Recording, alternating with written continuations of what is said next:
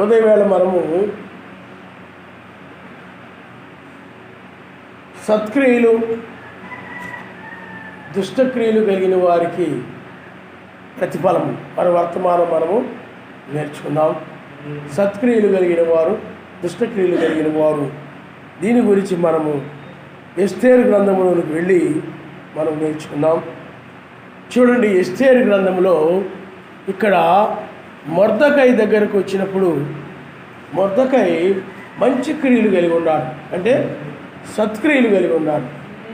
అదే హామాను దగ్గరకు వచ్చేటప్పటికి హామాను దుష్టక్రియలు కలిగి ఉన్నాడు. కాబట్టి సత్క్రియలు కలిగినటువంటి ఆ మొర్దెకై ఏమి ప్రతిఫలం పొందాడో మనం చూస్తున్నాం. అలాగే హామాను ఏ ప్రతిఫలం పొందాడో మనం చూస్తున్నాం. ఎందుకంటే అది ఎస్తేరు గ్రంథంలో చదివినట్టు మీ అందరూ కూడా తెలుసు. అయితే ఆ యొక్క మొర్దెకైని వధువుకి సాదృశ్యంగాను, హామానుని ఈ దుష్ట వధువుకి సాదృశ్యంగాను, అంటే మతశాఖ సంఘాలు, అలాగే బెండాంగారి సంఘాల్లో ఈ సంఘాలు ఉన్నాయి, దుష్ట సంఘాలు. అలాంటి వాటికి పోల్చుకుని మనము దీన్ని చూద్దాం. చూడండి, నేను మీకు ఈ వచనాలు చదివిస్తాను. ఎస్తేరు గ్రంథము 2వ అధ్యాయము 5వ వచనాన్ని మనం చదువుకుందాం. షూషాను కోటలో బెన్యామీనుడగు కీషునకు పుట్టిన షిమీ కుమారుడగు యాయీరు వంశస్థుడైన మొర్దెకై అను ఒక యూదుడుండెను. బబులోను రాజైన నెబుకద్నెజరు యూదా రాజైన యెకన్యాను పట్టుకొని పోయినప్పుడు ఇతడు యెకన్యాతో కూడా యెరూషలేము నుండి చెరపట్టబడిన వారిలో ఒకడు. తన పినతండ్రి కుమార్తె అయిన హదస్సా అను ఎస్తేరు తల్లిదండ్రులు లేనిదై ఉండగా అతడు ఆమెను పెంచుకునెను. ఆమె అందమైన రూపమును సుందర ముఖము గలదై ఉండెను. ఆమె తల్లిదండ్రులు మరణం పొందిన తరువాత మొర్దెకై ఆమెను తన కుమార్తెగా స్వీకరించును. ఇక్కడ చూడండి, మొర్దెకై చేసిన పని ఏమిటి అంటే, తన పినతండ్రి అంటే చిన్ననాన్న యొక్క కుమార్తె, వరుసకి ఏమవుతుందో చెప్పండి, కూతురు.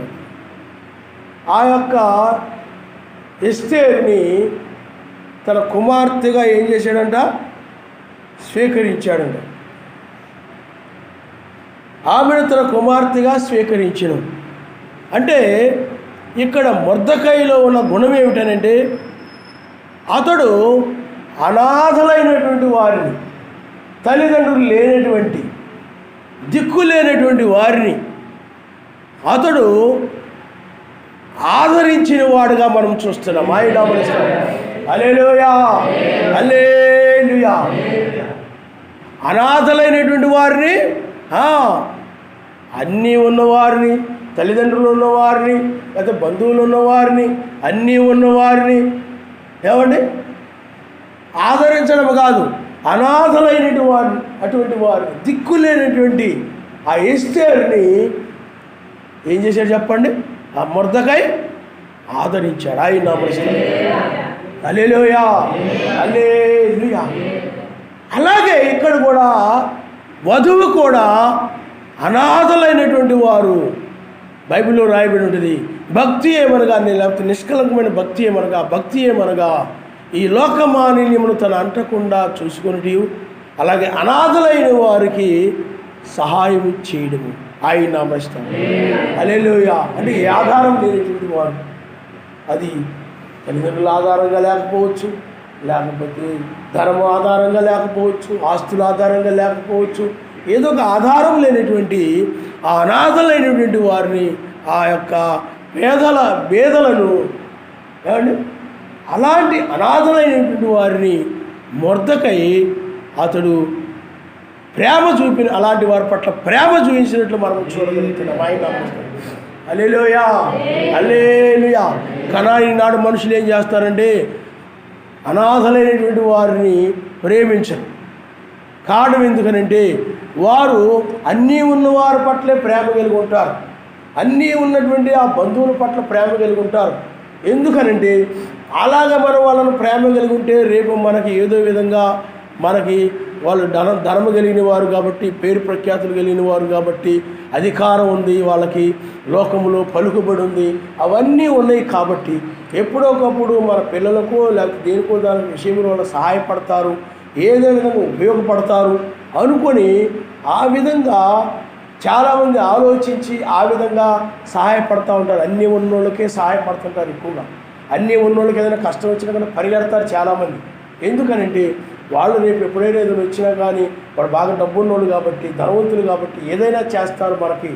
అలాగా ఆ విధంగా పరిగెడతా చేస్తూ ఉంటారు, లోకంలో మనం చూస్తూ ఉంటాం. కానీ మొర్దెకై దగ్గరకు వచ్చేటప్పటికి ఆ మొర్దెకై ఏం చేశాడనండి, అనాథ అయినటువంటి ఒక ఎస్తేరుని అతడు ప్రేమ చూపినట్లు మనం చూడగలుగుతున్నాం. ఆయన నమస్కారం. హల్లెలూయా, హల్లెలూయా. నీవు కూడా ఈ చివరి కాలంలో ఆ విధమైనటువంటి ప్రేమను నీవు కలిగి ఉండాలి. ఆ విధమైన అది భక్తి అని చెప్పి వాక్యము చెప్తా ఉంది. అది భక్తి అని చెప్పి వాక్యము చెప్తా ఉంది. భక్తి, నిష్కలంకమైన భక్తి ఏదనగా మనం ఒకసారి ఆ వచనాన్ని చూద్దాం ఆయన చిత్తాన్ని బట్టి.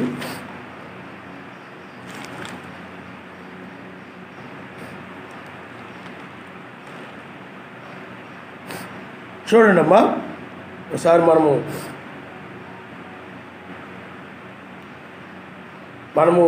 ఆ మొదటి పేతురు రాసిన పత్రిక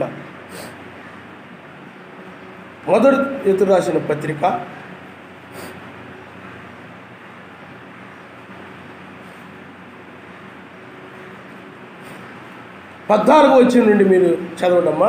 నేను పరిశుద్ధుడని ఉన్నాను కనుక మీరును పరిశుద్ధులై ఉండుడని రాయబడి ఉన్నది.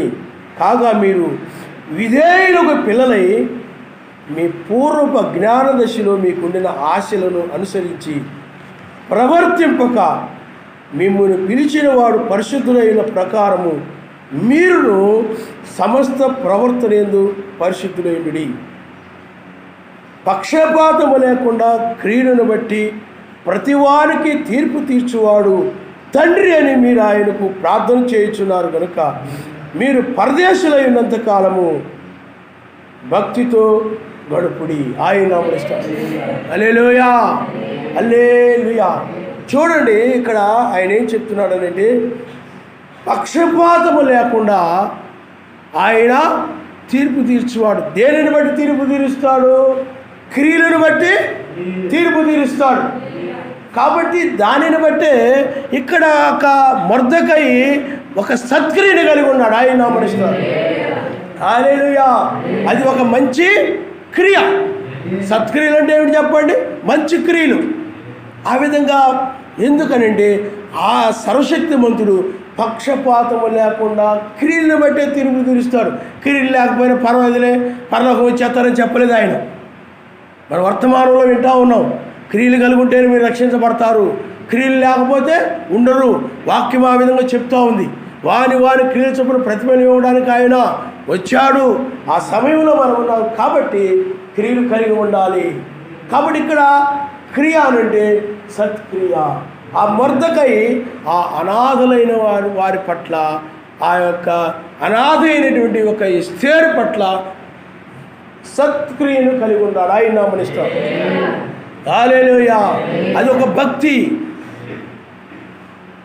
ఆ తర్వాత చూడండి, మరలా అతడు మనము చూడండి అమ్మా 21వ వచనంలో మనం మొర్దెకై గురించి మనం చూద్దాం.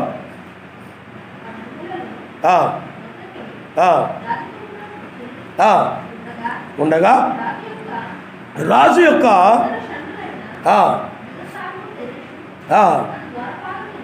ఇక్కడ చూడండి, షండులైన బిక్తాను తెరషు అను ద్వారపాలకులు ఆ కోపగ్రస్తులై రాజైన అహష్వేరోషును చంపుటకు ఆలోచించుకుని ఉండిరి. ఈ సంగతి మొర్దెకైకు తెలియబడినందున అతడు దానిని రాణి అయిన ఎస్తేరుతో చెప్పెను. ఎస్తేరు మొర్దెకై యొక్క పేరిట రాజులకు దాన్ని తెలియజేసెను. ఈ సంగతిని గురించి విచారణ కాగా అది నిజమాయను. అందుచేత వారిద్దరూ ఒక చెట్టుకు ఉరితీయింపబడిరి. ఇది రాజు ఎదుటనే రాజ్య సమాచార గ్రంథములో రాయబడిను. ఆయన నామాన్ని స్తోత్రం. హల్లెలూయా. ఇక్కడ ఒక మంచి క్రియ చేశాడు. మళ్ళీ ఎవరు చెప్పండి? మొర్దెకై. రాజుగారిని ప్రాణం తీయాలని చెప్పి కోపం పెట్టుకుంటే కోపం వల్ల ఏం చేస్తారు చెప్పండి? కీడు చేస్తారు. ఎవరైనా కానీ ఏ వ్యక్తి మీద కోపం పెట్టుకున్నారు అనుకోండి, నీ మీద కోపం పెట్టుకున్నారు, వాళ్ళ సంగతి చూస్తారో ఎక్కడ దొరుకుతారో ఏమండి. అలాగే యూదులు కూడా కోపగించుకొని ఏం చేశారు చెప్పండి? శిలువ వేశారు. కోపం ఏమేమి చేస్తుందంటే కీడు కారణం. కోపం ఏం చేస్తుంది చెప్పండి? కీడు కారణము. కాబట్టి ఇక్కడ ఈ కోపము, ఈ దుష్టుల యొక్క కోపము, చెడ్డవారి యొక్క కోపము ఆ రాజుని చంపాలి, రాజుని చంపేయాలని ఆ కీడుకి తీసుకుపోయింది ఆ కోపం వాళ్ళని. వీళ్ళు మమ్మల్ని అలా అన్నాడు, ఇలా అన్నాడు, మాకు అలా చేశాడు, ఇలా చేశాడు, మాకు అన్యాయం చేశాడు, మమ్మల్ని మోసం చేశాడు, మేము అలాంటి ఉండనిస్తామా, మేమేం బతకలేము అని చెప్పి వాళ్ళు ఏం చేశారంటే మాట్లాడుకుంటున్నారన్నమాట. రాజుగారిని ఏదో విధంగా మనం చంపేయాలి. ఆ విషయం మొర్దెకై విన్నాడు. విని ఎస్తేరుకు చెప్పినప్పుడు అది ఎస్తేరు ద్వారా రాజుకు తెలియచేయబడింది. అది రాజ్య సమాచారం. అంటే ఏ రోజు ఏం జరిగినాయో ఆ సమాచారము ఆ గ్రంథంలో రాయబడతా ఉంటాయి. ఆ గ్రంథంలో మొర్దెకై ఎలాగా రాజును చంపాలని చూస్తూ ఉంటే ఆ విషయాన్ని ఎస్తేరు చెప్పాడు. ఎందుకంటే మంచి విషయాన్ని చెప్పాలి, దాన్ని కొండాలనరు. మంచి విషయాలనే కొండాలు, మేలు చేసే విషయాలను చెప్తే కొండాలంటే కీడు చేసేవి, అవి వినడానికి రుచికరంగా ఉంటాయని, అవి కలహాలు పెడతాయని చెప్పబడతా ఉంది. ఇక్కడ మేలుకరమైన విషయం ఇది. అలాంటి దురాలోచన చేస్తున్నప్పుడు రాజును చంపాలని కుతంత్రాలు రాజుకు విరుద్ధంగా కుతంత్రాలు పన్నుతూ ఉన్నప్పుడు వాళ్ళు అక్కడ ఆలోచించుకొని కోపంతో చేస్తూ ఉన్నప్పుడు మొర్దెకై ఏం చేశాడనంటే ఆ పానీలే వాళ్ళ గొడవ మనం ఎందుకు అనుకున్నాడా? అదంతా మనకెందుకులే అనుకున్నాడా? లేదు, ఇది రాజుగారి ప్రాణానికి ముప్పు, రాజుగారి యొక్క ప్రాణాలు కాపాడబడాలి అని ఆ ప్రేమ కలిగిన వాడి అతడు ఆ సమాచారాన్ని తెలియజేశాడు. ఆయన హల్లెలూయా, హల్లెలూయా. అది సత్క్రియ. అది ఏమైంది చెప్పండి? సత్క్రియ. మంచి విషయాలు చెప్పడం కూడా సత్క్రియే. అలాగా ఆదరించడం కూడా, అనాథలైన వారిని ఆదరించడం కూడా సత్క్రియే. అంటే వెలివేయబడి, తృణీకరించబడి, ద్వేషించబడిన వారు ఉంటారు, అనాథలుగా ఉంటుంటారు. అలాంటి వారిని ఆదరించడం ఏమైనా చెప్పండి? తల్లిదండ్రులు కోల్పోయిన వారే కాదు, భర్తల చేతో, లేకపోతే కుటుంబంలోని వారి చేతో, పిల్లల చేతో, లేకపోతే తల్లిదండ్రుల చేతో ద్వేషించబడి వాక్యం నిమిత్తమై ఆయన నమ్ముకున్నందువల్ల వెలివేయబడిన వాళ్ళు ఉంటారు, తృణీకరించబడిన వాళ్ళు ఉంటారు, అనాథలుగా ఉంటుంటారు. అలాంటి అనాథలకి ఏదో ఒక నువ్వు మేలు చేస్తున్నావు అని అంటే అది నీతి క్రియ. ఆయన నామనిస్తాం. హల్లెలూయా. వాళ్ళకి ఆహారం పెట్టడము, ఒక నీడను కల్పించడము, లేకపోతే ఏదో ఒకటి నువ్వు చేస్తున్నావు వాళ్ళకి, అనాథలైన వారికి. దానివల్ల ఏమిటి చెప్పండి? ఏమేమి చెప్పండి? నీతి క్రియ. ఆయన నామనిస్తాం. హల్లెలూయా, హల్లెలూయా. అంతేకాకుండా ఆ మొర్దెకై మంచి విషయాలు, నీ జాతిని, నీ వంశమును కనబరచకూడదని ఎస్తేరుకు ఆజ్ఞాపించిండను కనుక ఆమె తెలుపలేదు. నీ జాతిని కానీ నీ వంశాన్ని కానీ తెలియచేయద్దు, మేలు కొరకు చెప్పాడు ఆయన. అర్థమైందా? అందువల్ల ఎప్పుడు కూడా ఇతరుల మేలు గురించి ఆలోచించేవాళ్ళే. అందుకు వాక్యం చెప్తుంది, ఏమి మేలు చేయాలో ఎరిగి ఉండి ఆ విధంగా చేయకపోవడమే పాపము. ఇప్పుడు అక్కడ మేలు చేయాలని తెలుసు మొర్దెకైకి, అనాథగా ఉన్నప్పుడు ఎస్తేరుకు మేలు చేయకపోతే అతనికి ఏమైపోతుంది చెప్పండి? పాపమైపోతుంది. ఆ మంచి విషయాలు చెప్పకపోతే ఏమైపోతే చెప్పండి. ఆమె తన వంశాన్ని గురించి కానీ తను ఏమైందో ఆ విషయాలు చెప్తే ప్రమాదం. అది చెప్పకుండా ఉండడానికి ఆ మంచి విషయాలు చెప్పడం, మేలుకరమైన విషయాలు చెప్పడం ఏమిటి చెప్పండి, మంచిదని. చెప్పకపోతే ఏమైపోతే చెప్పండి, పాపం. అలాగే ఇక్కడ కూడా ఒక మేలు చేశాడు. ఎవరు? మొర్దెకై. కీడు చేయాలి అనుకుంటే చెప్పకుండా ఉంటాడు, రాజును చంపేస్తాడు, రాజు చనిపోతాడు. అది కీడు, అది పాపమైపోతుంది. కాబట్టి ఏ మేలు చేయాలో ఎరిగి ఉండి ఆ విధంగా చేసిన వాడు మొర్దెకై. ఆయన నామనిస్తాడు. హల్లెలూయా, హల్లెలూయా. అంతేకాకుండా ఎందుకంటే ఆ మొర్దెకై ఆ రోజుల్లో అతడు ఎరిగి ఉన్నటువంటి ఆ వాక్యమును బట్టి అలాంటి సత్క్రియలు కలిగినటువంటి వ్యక్తిగా అతన్ని మనం చూస్తున్నాం. నీవు కూడా ఈనాడు అంతే. ఇతరులకు మేలు కలిగే విషయాలు మొర్దెకై వలెను తెలియచేస్తున్నాం. ఇతరులు ఏమైనా కీడు చేయబోతున్నారు అనుకోండి, ఇప్పుడు ఆ షండులు అనబడినటువంటి వారు కీడు చేయబోతూ ఉంటే మొర్దెకై ఏం చేశాడు చెప్పండి, తెలియజేశాడు. అలాగే ఎవరైనా కానీ పాపంలో వాక్య విరోధంగా, ఇప్పుడు మనం కొరింథీ సంఘంలో ఉన్నది, క్లోయే ఇంటి వారి వలన ఆ కొరింథీ సంఘంలో కలహాలు ఉన్నాయి.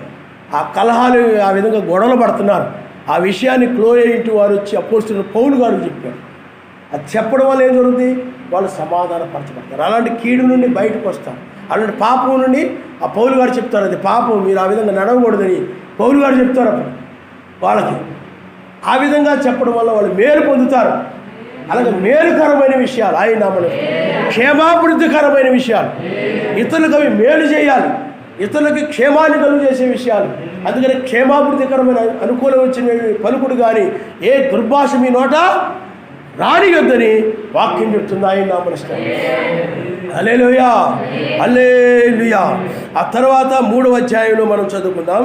ఈ సంగతులైన తరువాత ఆశ్వరోషు అమ్మెదాత కుమారుడును అగాగీయుడగు ఆమానును గనపరిచి వాని హెచ్చించి వాని పీఠమును తన దగ్గరనున్న అధిపతులందరికంటే ఎత్తుగా నుంచెను. కాబట్టి రాజు గుమ్మనున్న రాజసేవకులందరూ రాజాజ్ఞానుసారముగా మోకాళ్ళుని ఆమానుకు నమస్కరించిరి.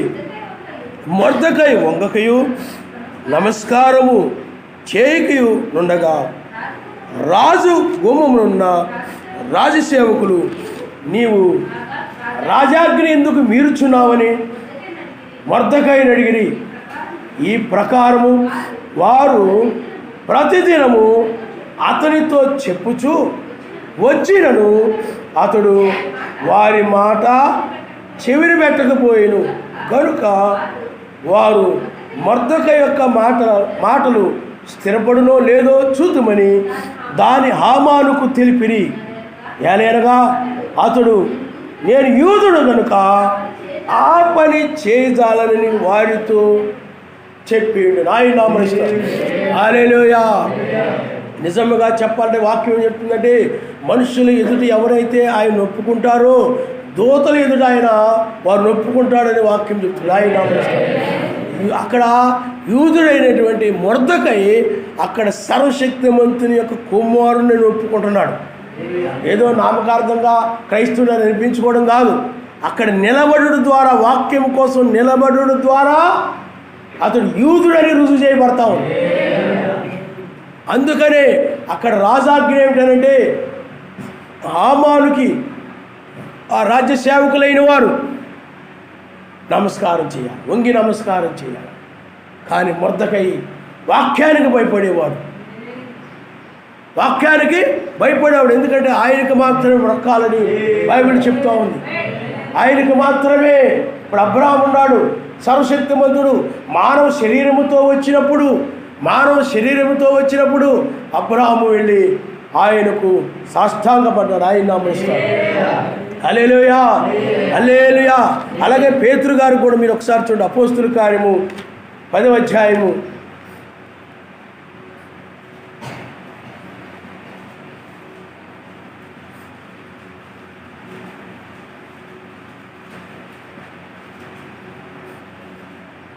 అపోస్తుల కార్యము 10వ అధ్యాయము 23వ వచనం మనం చదువుకుందాం. మరునాడు అతడు లేచి వారితో కూడా బయలుదేరిను. యొప్పే వారైన కొందరు సహోదరులను వారితో కూడా వెళ్ళిరి. మరునాడు వారు కైసరులో ప్రవేశించిరి. అప్పుడు కొర్నేలి తన బంధువులను ముఖ్య స్నేహితులను పిలిపించి వారి కొరకు కనిపెట్టుకొని ఉండెను. పేతురు లోపలికి రాగా కొర్నేలి అతన్ని ఎదుర్కొని అతను పాదం మీద పడి నమస్కారము చేసి ఆయన నామనిస్తాడు. హల్లెలూయా. అపోస్తులలో ఒక అపోస్తులుడు ఎవరు చెప్పండి? పేతురు. అలాగే బైబిల్లో ఆయన యొక్క శిష్యులకు కొర్నేలి లాంటి వాళ్ళు అలాగా పాదం మీద పడి సాష్టాంగ నమస్కారం చేసినట్టు మనం చూస్తూ ఉంటాం. అర్థమైందా? మెస్సీకి మనకి సర్వశక్తిమంతుడు అబ్రహాము గారు అలాగే చేసినట్లు మనం చూస్తూ ఉంటాం. కానీ అన్యులకి చేసినట్లు లేదు. అన్యులు అంటే ఎవరు? ఈనాడు హామాను అనబడినటువంటి వాడు ఉన్నాడు. హామాను అనబడిన వాడు రాజాజ్ఞ ప్రకారం అది కరెక్టే అతని దృష్టిలో. రాజాజ్ఞ ప్రకారం అతని దృష్టిలో అది కరెక్టే. కానీ సర్వశక్తి దృష్టిలో ఏమైపోతుంది చెప్పండి? విరోధం అయిపోతుంది. దానిని బట్టి అతడు ఏం చేశాడనంటే, నేను యూదుడును కనుక నేను ఆ యొక్క నమస్కారము ఆ మోకాళ్ళుని నమస్కారము చేయనన్నాడు. ఎందుకంటే ఆయనకేం మొక్కాల్సింది? యూదుడు ఎవరు పడితే వాళ్ళకి మొక్కడు. కాబట్టి నిజమైన వధువు కూడా ఈనాడు ఎలా నిలబడుతుందండి? నేను క్రైస్తవురాలును కాబట్టి నేను అలాంటి వాటిని వినను, వ్యర్థమైన మాటలు నేను వినను, లేకపోతే ఈ యొక్క విగ్రహాలకు వాటికి బలిచ్చిన వాటిని నేను తినను, నేను క్రైస్తవురాలును కాబట్టి నేను అవి ఇవి అలంకరించుకోను, ఇలాంటి ఆ విలువ కలిగినటువంటి అలాంటివి నేను ధరించుకోను, నేను క్రైస్తవురాలను కాబట్టి అసభ్యంగా కనబడేటువంటి అంటే ఆ యొక్క శరీరానికి నిండుగా కాకుండా అసభ్యంగా కనబడేటువంటి అలాంటి బట్టలు నేను ధరించుకోను, నేను క్రైస్తవురాలిని అని ఆ విధంగా దయ్యానికి మొక్కకుండా అలాంటివి చేసి అపవాదికి మొక్కకుండా నిజమైన క్రైస్తవుల వలె యూదుల వలె ఎవరైతే నిలబడుతుంటారో వాళ్ళు సద్క్రియలు కలిగిన వారు. ఆయన నామనిస్తారు. హల్లెలూయా. ఎదుటి వాళ్ళ కోపం రాని, హాని చేయాలని ప్రయత్నం చేయని, లేకపోతే కీడు చేయాలని తంత్ర కుతంత్రాలు పనని, లేకపోతే నేను దీనిలోండి తీసిపడేయాలని ఎన్నో రకరకాలుగా తంత్ర కుతంత్రాలు ఏమి పన్నినప్పటికీ కూడా నీవు నిజమైనటువంటి యూదుడు వలె నువ్వు జీవించాలి. నిజమైనటువంటి క్రైస్తవుడు వలె క్రైస్తవురాలు వలె బ్రతకాలి. ఆయన హల్లెలూయా. హల్లెలూయా. వాక్యము కోసమే బ్రతకాలి. నువ్వు పుట్టింది దేనికోసం అంటే ఆయన ఆజ్ఞను లేకపోతే ఆయన యొక్క వాక్యాన్ని నెరవేర్చడానికే నువ్వు పుట్టావు. నువ్వు ఎందుకు పుట్టావు నువ్వు మర్చిపోతున్నావు. ఎందుకు పుట్టావు నువ్వు మర్చిపోయి ఈ జంతువుల వల్ల తినుడుకో త్రాగుడు కొరకో లేకపోతే లోకంలో ఏదో బ్రతుకుడు కొరకో నువ్వు పుట్టావనుకుంటున్నావు. నువ్వు ప్రమాదంలో పడిపోతావు. నువ్వు జన్మించినది ఆ మొర్దెకై వలె నిలబడడం కోసమే. ఆయన హల్లెలూయా. ఆ మొర్దెకై వలె నిలబడాలి. నేను యూదుడును కనుక నేను నమస్కరించను, నేను క్రైస్తవుడును కనుక ఆ పని నేను చేయను, నేను క్రైస్తవుడును కనుక ఈ మతశాఖ సంఘాలకు నేను రాను. నేను నిజమైన క్రైస్తవుడును కాబట్టి ఈ మతశాఖ బోధలు ఆ సిద్ధాంతాల దగ్గరికి నేను రాను. నేను క్రైస్తవుడిని. వాక్యమునకు విరోధమైనది ఏది కూడా నేను తాకను. నేను వాక్యం మీదే నేను నిలబడతాను. నేను యూదుడిని కనుక నేను అలాగ చేయను ధైర్యముగా చెప్పాడు ఆయన. హల్లెలూయా. నిలబడడంలో ధైర్యము కావాలి. ఎవరు ఏమనుకున్నా పర్వాలేదు, ఎవరు ఏం చెప్పుకున్నా పర్వాలేదు, ఎవరు వెళ్ళి ఏ విధంగా రకరకాలుగా కల్పించి ఏదో చెప్పినా పర్వాలేదు, కానీ ధైర్యముగా నేను యూదుడిని కనుక ఆ పని నేను చేయజాలనని ధైర్యముగా చెప్పగలుగుతారే వారే నిజమైనటువంటి ఇజ్రాయేలు, నిజమైనటువంటి యూదులు. మనం కూడా ఆత్మ సంబంధంగా యూదులు, వాళ్ళ శరీర సంబంధంగా యూదులు. కాబట్టి ఆ విధంగా ధైర్యముగా మీరు ఎక్కడో పని చేస్తూ ఉంటారు, అక్కడేదో కొబ్బరికాయ కొట్టమంటారు, లేకపోతే పూజలు చేయమంటారు, లేకపోతే ఏదో చేయమంటారు, లేకపోతే ఫలారం తినమంటారు, అవి చేయమంటుంటారు. నువ్వేం చేస్తుంటావునంటే, నేను క్రైస్తవులను కనుక క్రైస్తవురాలను కనుక నేను ఆ పని చేయి, లేకపోతే నీకు ఈ పని ఉండదమ్మా, నీకు ఉద్యోగం ఉండదమ్మా, అది ఉండదమ్మా, ఇది ఉండదమ్మా అంట. పోతే పోయి ప్రాణం తీరి. హామాను ఎంతో హెచ్చించబడి ఉన్నాడు, అతను ఏదైనా చేయగలిగినటువంటి స్థానంలో ఉన్నాడు. అయినప్పటికీ కూడా, ఎందుకంటే లోకరీతిగా అతడు బలము కలిగి ఉన్నాడు, అయినప్పటికీ కూడా మొర్దెకై భయపడకుండా వాక్యము కోసం నిలబడ్డాడు. ఆయన నామమున హల్లెలూయా, హల్లెలూయా. కాబట్టి పిల్లారా, ఈ చివరి సమయంలో నిజమైనటువంటి మొర్దెకై వలె ఆయన వధువు కూడా నిలబడి ఆ విధంగా సత్క్రియలు కలిగి ఉంటుంది. ఆయన నామమున. అందుకనే మొర్దెకై వంకకయు నమస్కరింపకయునుట హామాను చూచినప్పుడు బహుగా కోపగించి మొర్దెకై ప్రాణము మాత్రము తీయుట స్వల్ప కార్యమని ఎంచి, మొర్దెకై యొక్క జనులు ఎవరైనా తెలుసుకొని అహష్వేరోషు రోషు యొక్క రాజ్యమందరి నుండి మొర్దెకై స్వజనులకు యూదులందరినీ సంహరించుటకై ఆలోచన చేసెను. చూడండి ఎక్కడికి వెళ్ళిపోయిందో ఆలోచన, దుష్టుడు ఆలోచన ఎక్కడి దాకా వెళ్ళిపోయిందో చూడండి. మొర్దెకైకి సంబంధించిన వాళ్ళు ఎక్కడున్నారు? యూదులు. వాళ్ళందరూ కూడా నాశనం చేయాలి, నాకు నమస్కరించడం లేదు అని కోపం వచ్చేసింది ఆయనకి. కోపము వచ్చేసింది. మరి ఆయన నమస్కరించలేదు, ఆయన కోపం వచ్చింది. మరి నమస్కరిస్తే సర్వశక్తి మంత్రులు కోపం రాదు. మరి సర్వశక్తి మంత్రులు ఊరుకుంటాడా? మీకు అర్థమైందండి? అందువలన మనుషులు కోపడినా పర్వాలేదు, సర్వశక్తిమంతుడు కోపమునకు గురి కాకూడదు. అందులో వాక్యం మీద నిలబడినప్పుడు సర్వశక్తిమంతుడికి కోపం ఉండదు. అప్పుడు వాక్యం మీద నిలబడినప్పుడు హామాను లాంటి వాళ్ళు 100 మంది వచ్చినా 1,00,000 మంది వచ్చినా రక్షించగలడు ఆయన పరిస్థితులు. ఆ యొక్క విశ్వాసము మొర్దెకైలో ఉంది. ఆ మొర్దెకై లాంటి విశ్వాసమే కలిగిన వాడు కనుక ఎవరికి ఏమీ భయపడలేదు. అతడు వాక్యం ప్రకారంగా అతడు ధైర్యంగా అతడు నిలబడుతున్నాడు. ఆయన నామమున. హల్లెలూయా, హల్లెలూయా.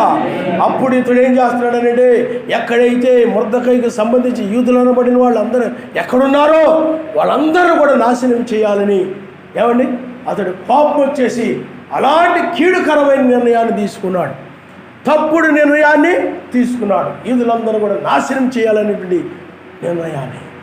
చూడండి, మేలు చేయాలని కాదు, కీడు చేయాలి. అందుకనే హామాను యొక్క క్రియలు దుష్టక్రియలు, దుష్ట ఆలోచనలు, వాక్య విరోధమైన ఆలోచనలు, మరి సంపాదనకునే ఆలోచన, నరహత్య చేయడం అనేది ఆలోచన, అది వాక్య విరోధమైనటువంటి ఆలోచన. అలాంటి దుష్ట ఆలోచనలు చేసిన దుష్టుడు హామాను.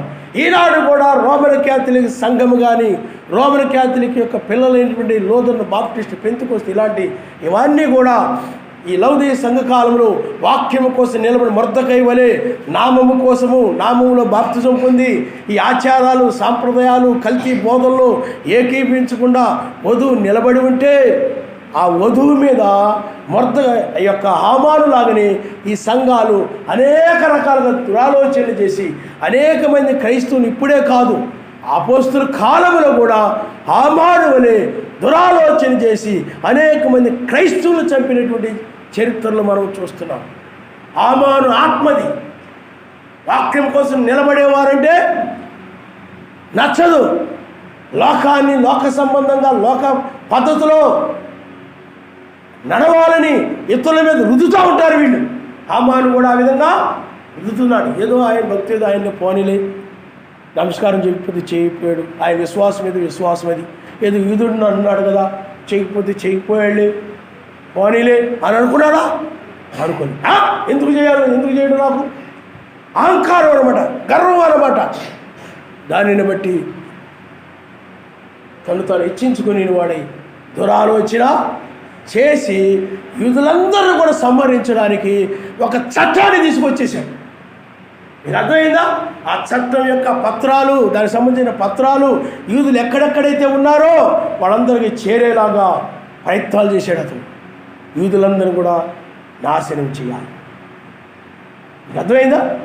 అప్పుడు మొర్దెకై ఏం చేశాడనండి, యూదులందరిని కూర్చి, ఏంటి మనందరి మీదకి హామానిలా కక్ష కట్టాడు కాబట్టి మనందరం ఏం చేద్దాం, ఏంటి మనందరం కలిసి ఏదో ఒకటి చేయకపోతే ఎలా బాగుంటుంది, లేకపోతే అలాగే పెట్టరిగిపోతూ ఉంటాడు, అలాగే లీసిపోతూ ఉంటాడు, కాబట్టి అతన్ని మనం అందరం ఏకమైతే కానీ అప్పుడు కొంచెం తగ్గడు, కాబట్టి మనం ఏం చేద్దాం అని మొర్దెకై యూదులందరినీ కలిసి ఏదో ఒక దురాలోచించేయలేదు. మీకు అర్థమైందా? హామానుకి విరోధంగా ఏ దుష్టాలోచన చేయలేదు, అందుకని సాతాను ఎప్పుడు కూడా కలుపుకుంటాడు అందరినీ. వాడి అభిప్రాయం ఏంటంటే వాడు చేసేటువంటి కీడులో అందరిని కూడా కలుపుకుంటాడు. అందుకనే సర్వశక్తిమంతుడు ప్రత్యేకపరుచుకుంటాడు ఆయన నామస్తం. హల్లెలూయా, హల్లెలూయా. సర్వశక్తిమంతుడు ఏం చేస్తాడు చెప్పండి? ప్రత్యేకపరుచుకుంటాడు. అందుకని జనబలాన్ని పోగేసుకుంటాడు అన్నమాట. లోకంలో మనుషులు సహజంగా ఏం చేస్తారు చెప్పండి? ఎవరైనా అన్నారనుకోండి, వాళ్ళ మీద ఏదైనా పగ తీర్చుకోవడం కోసం జనాన్ని పోగేసుకుంటారు. అందరినీ ఏమండి రండి, ఓ బావారా, లేకపోతే చెల్లి నూరా, అక్క నూరా, లేదా తమ్ముడు నూరా, లేకపోతే అమ్మమ్మ నూరా, నాయనమ్మ నూరా, మనం చుట్టాల్లో బంధువుల్లో మనం చూస్తూ ఉంటాం. ఏమండి అందరూ పోగుబడి వచ్చేస్తారు, పోగేసుకుంటుంటారు. పోగుబడి అందరూ కూడా గొడవలకు వెళ్ళిపోతూ ఉంటారు. అలాగా చేస్తూ ఉంటారు. లోకంలో మనం చూస్తుంటాం. ఎందుకంటే బంధువులే, ఎవరికైనా కూడా బంధువులు అక్కడ ఇక్కడ చుట్టుపక్కల ఉంటారు. మేము ఉండే ఏరియాలో కూడా రాజులు ఉన్నారు, వాళ్ళ బంధువులు ఆ ఏరియాలో అంతా ఉన్నారు. ఎవరైనా ఒకటి చిన్నది వచ్చిందంటే అందరూ వచ్చేస్తారు, బంధువులను పోగైపోతారు. మొత్తం ఏమైపోతారు చెప్పండి? కలిసిపోతారు, ఒకటే మాట అయిపోతారు. అలాగా ఇక్కడ మొర్దెకై చేయలేదు. మీకు అర్థమవుతుందండి?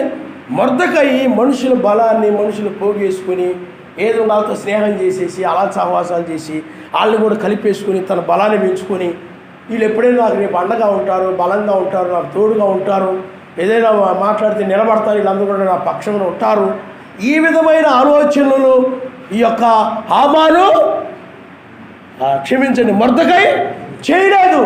సర్వశక్తిమంతుడే బలవంతుడు, ఆయన మాత్రమే విడిపించగలిగిన వాడు, ఆయన మాత్రమే రక్షించగలిగిన వాడిని ఆయన వైపు తిరిగాడు. ఆయన నిజమైనటువంటి యూదుడు జన బలము కాదు, ధన బలము కాదు, బంధు బలము కాదు, కుల బలము కాదు, రాజ్య బలము కాదు, పట్టణ బలము కాదు, దేశ బలము కాదు, కానీ యావే యొక్క బలము ఆయన. హల్లెలూయా, హల్లెలూయా.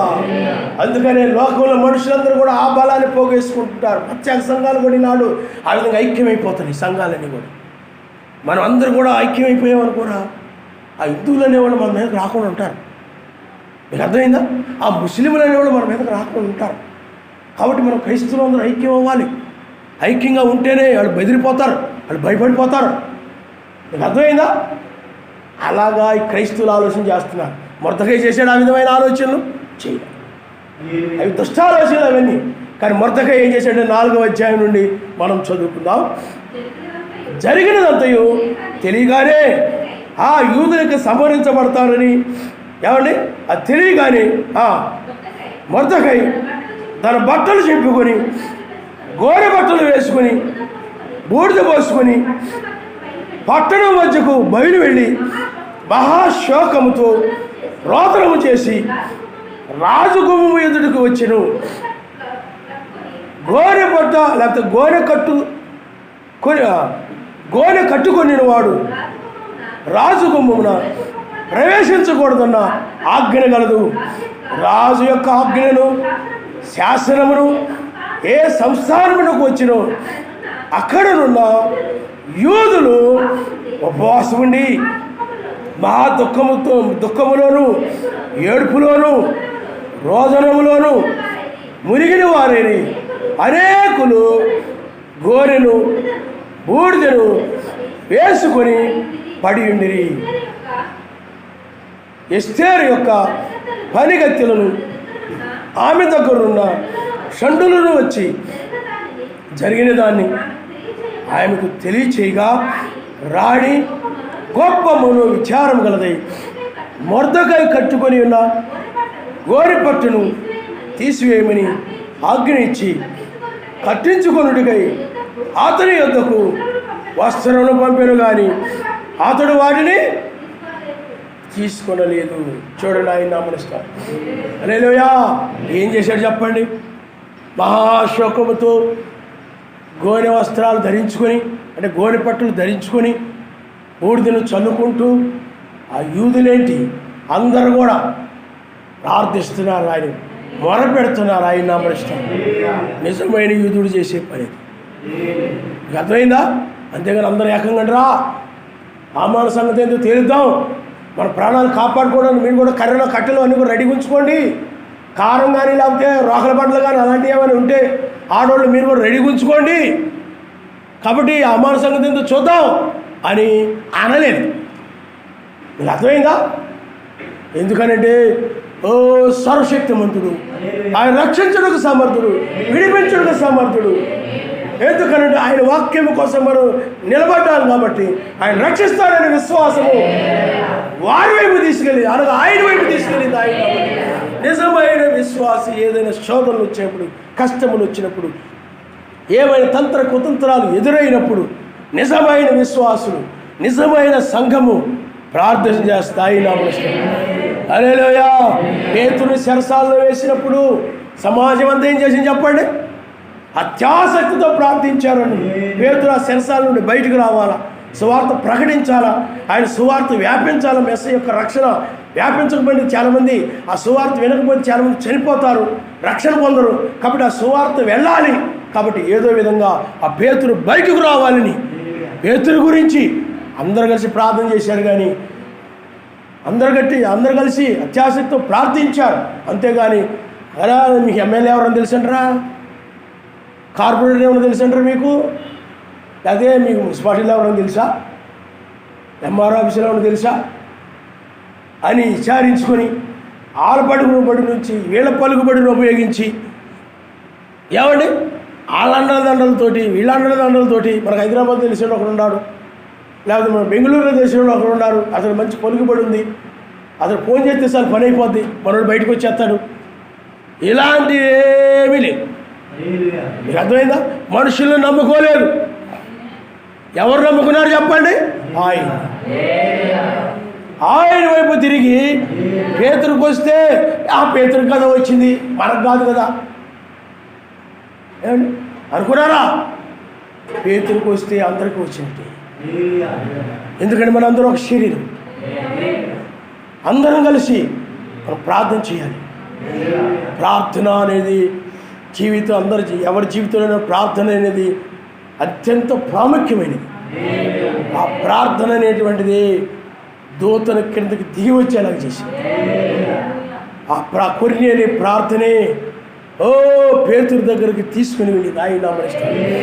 హల్లెలూయా, హల్లెలూయా. అందుకని నిజమైన యూదుడు ఏ శ్రమ వచ్చినా, కష్టం వచ్చినా, శోధనలు వచ్చినా, ఏమొచ్చినా నిజమైన యూదులు కానీ, నిజమైన సంఘము కానీ, నిజమైనటువంటి క్రైస్తవులు కానీ ఏకముగా ఆయన సన్నిధిలో చేరతారంతే. ఆయన ప్రార్థిస్తారు, ఆయనే రక్షించేవాడిని నమ్ముతారు. ఆయన నామనిస్తారు. హల్లెలూయా. అందుకనే ఎస్తేరు పంపించినటువంటి వస్త్రాలు కూడా తృణీకరించి అతడు కన్నీటితో ప్రార్థించాడు. ఆయన నామనిస్తాడు.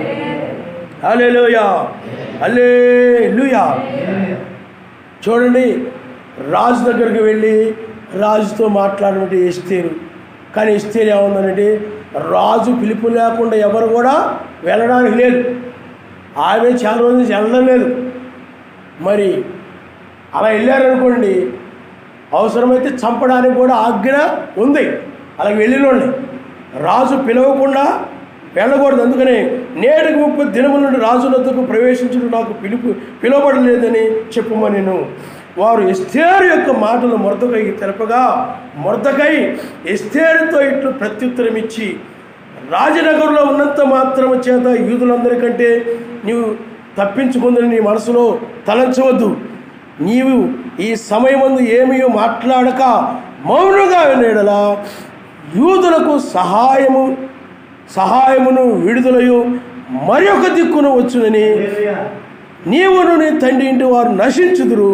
నీవు ఈ సమయమును బట్టి రాజ్యమునకు వచ్చితివేమో ఆలోచించుకోనమని చెప్పిన ఆయన యూదులకు ఇలాంటి శోధనలు వచ్చినప్పుడు, ఇలాంటి ప్రమాదం వచ్చినప్పుడు నిన్ను సర్వశక్తిమంతుడు ఆ విధంగా ఉపయోగించుకోవడానికి, ఎందుకంటే ఒక్కో రీతిగా ఉపయోగించుకుంటాడు. ఎస్తేరేం బోధకురాలు కాదు, ఎక్కడ బోధించలేదు ఆమె. నిన్ను ఇంకొక స్థానంలో ఉంచి ఇంకో రకంగా ఉపయోగించుకుంటాడు, ఒక్కొక్క ఉపయోగించుకుంటాడు. ఆ రోజుల్లో ఎస్తేర్ ఆ స్థానంలో ఉంచాడు ఆయన. నీకు అర్థమైందా? కాబట్టి మొర్దెకై ఏం చేస్తున్నాడంటే తొందరపడిపోతున్నాడు. నీకు అర్థమైందా? ఆయన ఏం చేస్తాడు? సర్వశక్తిమంతుడు తగిన సమయంలో హెచ్చిస్తాడు. ఆయన హల్లెలూయా. తొందరపడిపోయి ఏమంటున్నాడంటే, నేను రాజ్యంలో ఉన్నాను కదా, కాబట్టి నాకేమి అవ్వదులే, నేను రాణిని కదా, నాకేం అవ్వదులే అని నువ్వు అనుకుంటున్నావేమో. నీవు ఇప్పుడు ఏమి మాట్లాడకుండా నీ ప్రాణానికి భయపడిపోయి నీవు ఇప్పుడు నోరు తెరవకుండా నీవు ఉండొచ్చు. కాబట్టి ఆ విడుదల అనేటువంటిది నీ ద్వారా కాకపోవచ్చు, కానీ ఇది వేరే దిక్కునైనా ఉండైనా వేరే విధంగా వస్తుందని చెప్పాడు ఆయన. హల్లెలూయా, హల్లెలూయా. ఆ యూదులకి ఆ రక్షణ లేకపోతే ఆ యొక్క విడుదల వేరే విధంగా వస్తుంది. నువ్వేదో అనుకుంటున్నావు, ఆయన నామనిష్టం. హల్లెలూయా.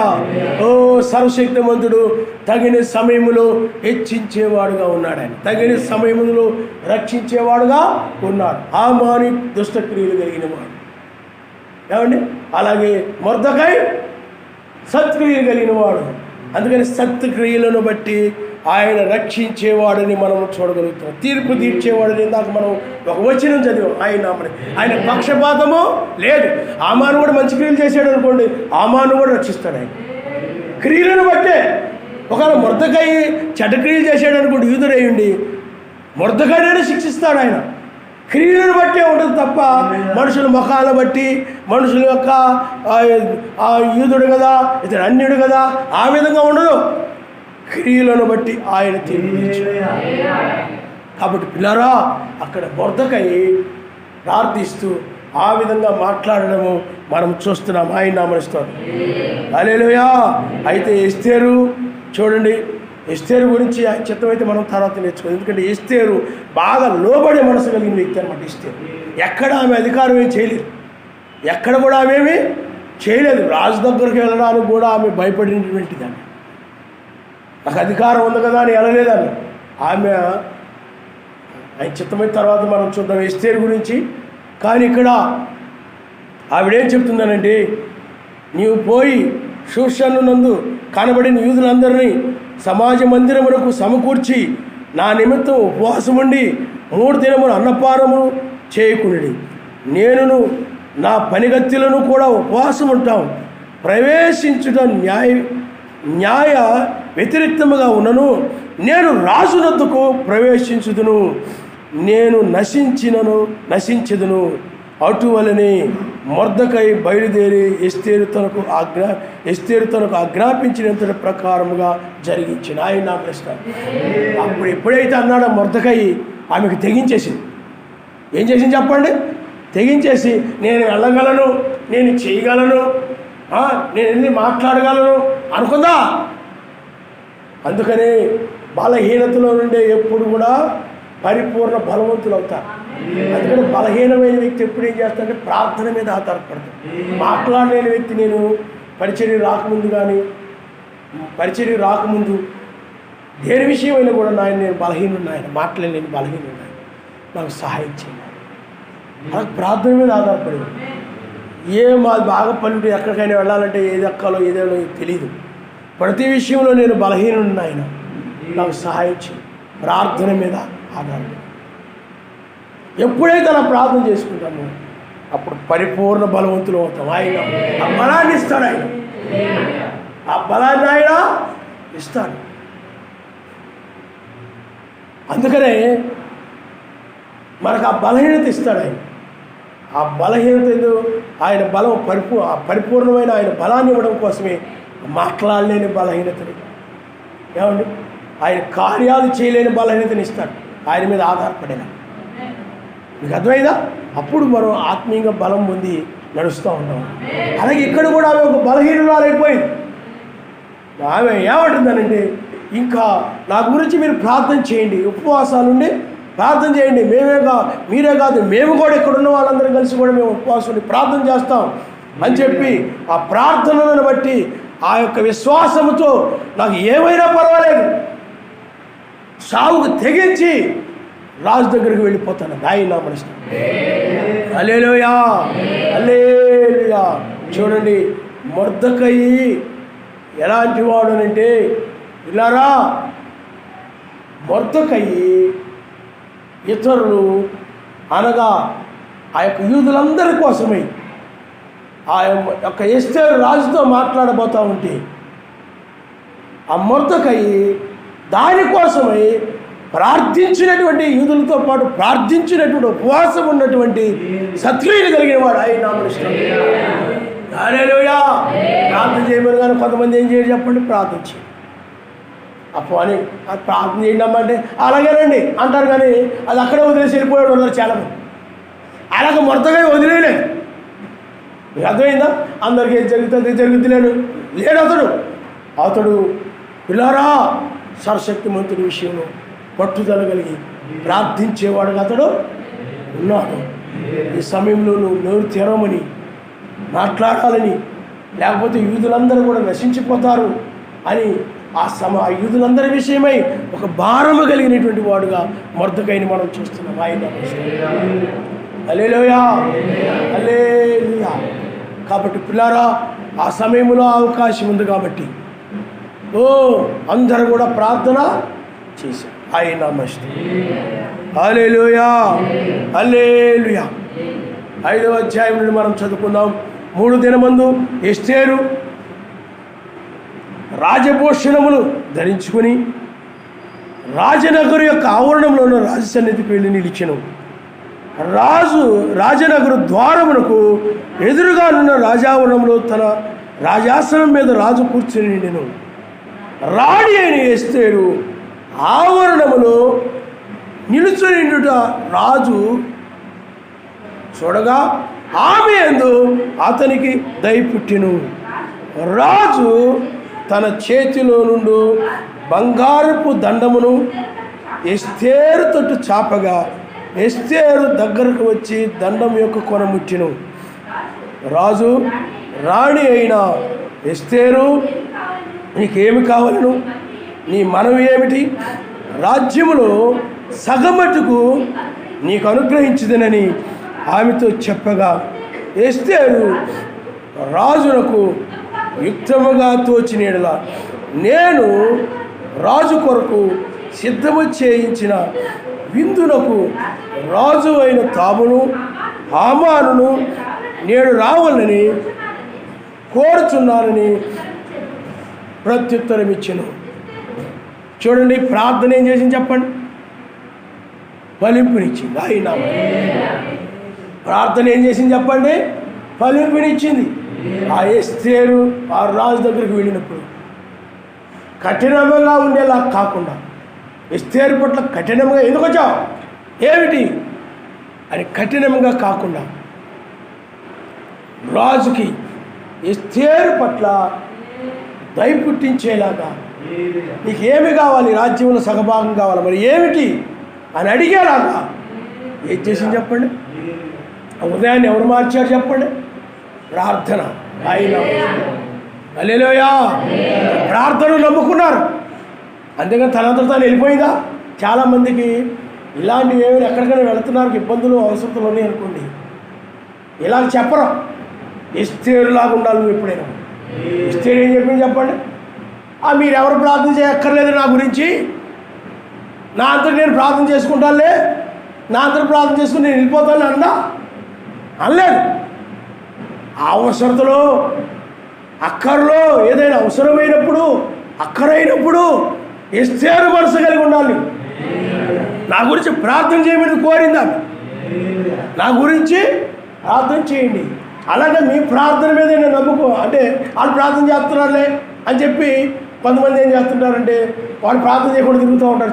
కొంతమంది సంఘంలో చెప్పేశాం కదా, పాస్టర్ గారికి చెప్పేశాం కదా, ఇంకా మనం ప్రార్థన చేయాల్సిన అవసరం ఏముంది, వాళ్ళు ప్రార్థన చేస్తుంటారులే, ఆయనని మనం ఏం చేస్తుంటారులే అనుకునేవాళ్ళు ఉంటారు కొంతమంది. కానీ ఎస్టేర్ అలా అనుకోలేదు. మీరే కాదు, నేను కూడా నా దగ్గర ఉన్న వాళ్ళు కూడా అందరం కలిసి మేము ప్రార్థన చేస్తాం. ఆయన హల్లెలూయా. అలాంటి ప్రార్థన ఆయన ఇష్టపడతాడు, అలాంటి ప్రార్థన ఆయన కోరుకుంటాడు. ఆయన నామనిస్తాడు. ఎందుకంటే అప్పుడు అందరూ కూడా ఆ దుఃఖంలో పాలుబాగా వస్తున్నారు. విడుదల పొందినప్పుడు అందరూ సంతోషపడతారు. నువ్వు ఒక్కడే, లేకపోతే నువ్వు ఒక్కదానివే, ఎస్తేరు ఒక్కతే నాయన నాకు సాయం చేయి ప్రార్థన చేసింది అనుకోండి, ఆ ప్రతిఫలాన్ని చూసిన ఎస్తేరు మాత్రమే సంతోషిస్తారు. మిగతా సంతోషిస్తారా? సంతోషిస్తారు. అందరూ సంతోషించాలని, అందరూ కూడా ఆ విధంగా ప్రార్థించాలనేటువంటిది ఆయన ఆ విధంగా నడిపిస్తూ ఉంటాడు. ఆయన హల్లెలూయా. అందువల్ల నీవు ఇతరుల ప్రార్థన చేయమని చెప్పడంలో సిగ్గుపడడం, నామోషిగా ఫీల్ అవ్వడం, ఈగోయిజం అంటూ వచ్చేంత కొంతమంది ఈయన ప్రార్థన అంటలేదని మనందరి గురించి మనల్ని అందరూ ప్రార్థన చేయమంటున్నాడేమో, ఈయన సరిగా ప్రార్థన చేయట్లేదు అనుకుంటారు. అందరికి ప్రార్థన చేయమని చెప్తే అని కొంతమంది చెప్పారు. ఆ విధంగా నువ్వు ఉంటే ప్రమాదంలో పడిపోతావు. ఎస్తేరు ఆ విధంగా చేయలేదు. ఎస్తేరు ఏం చేసింది చెప్పండి? మొర్దెకైని కోరింది. మీరందరూ కూడా ఉపవాసం ఉండి మీరు ప్రార్థన చేయండి.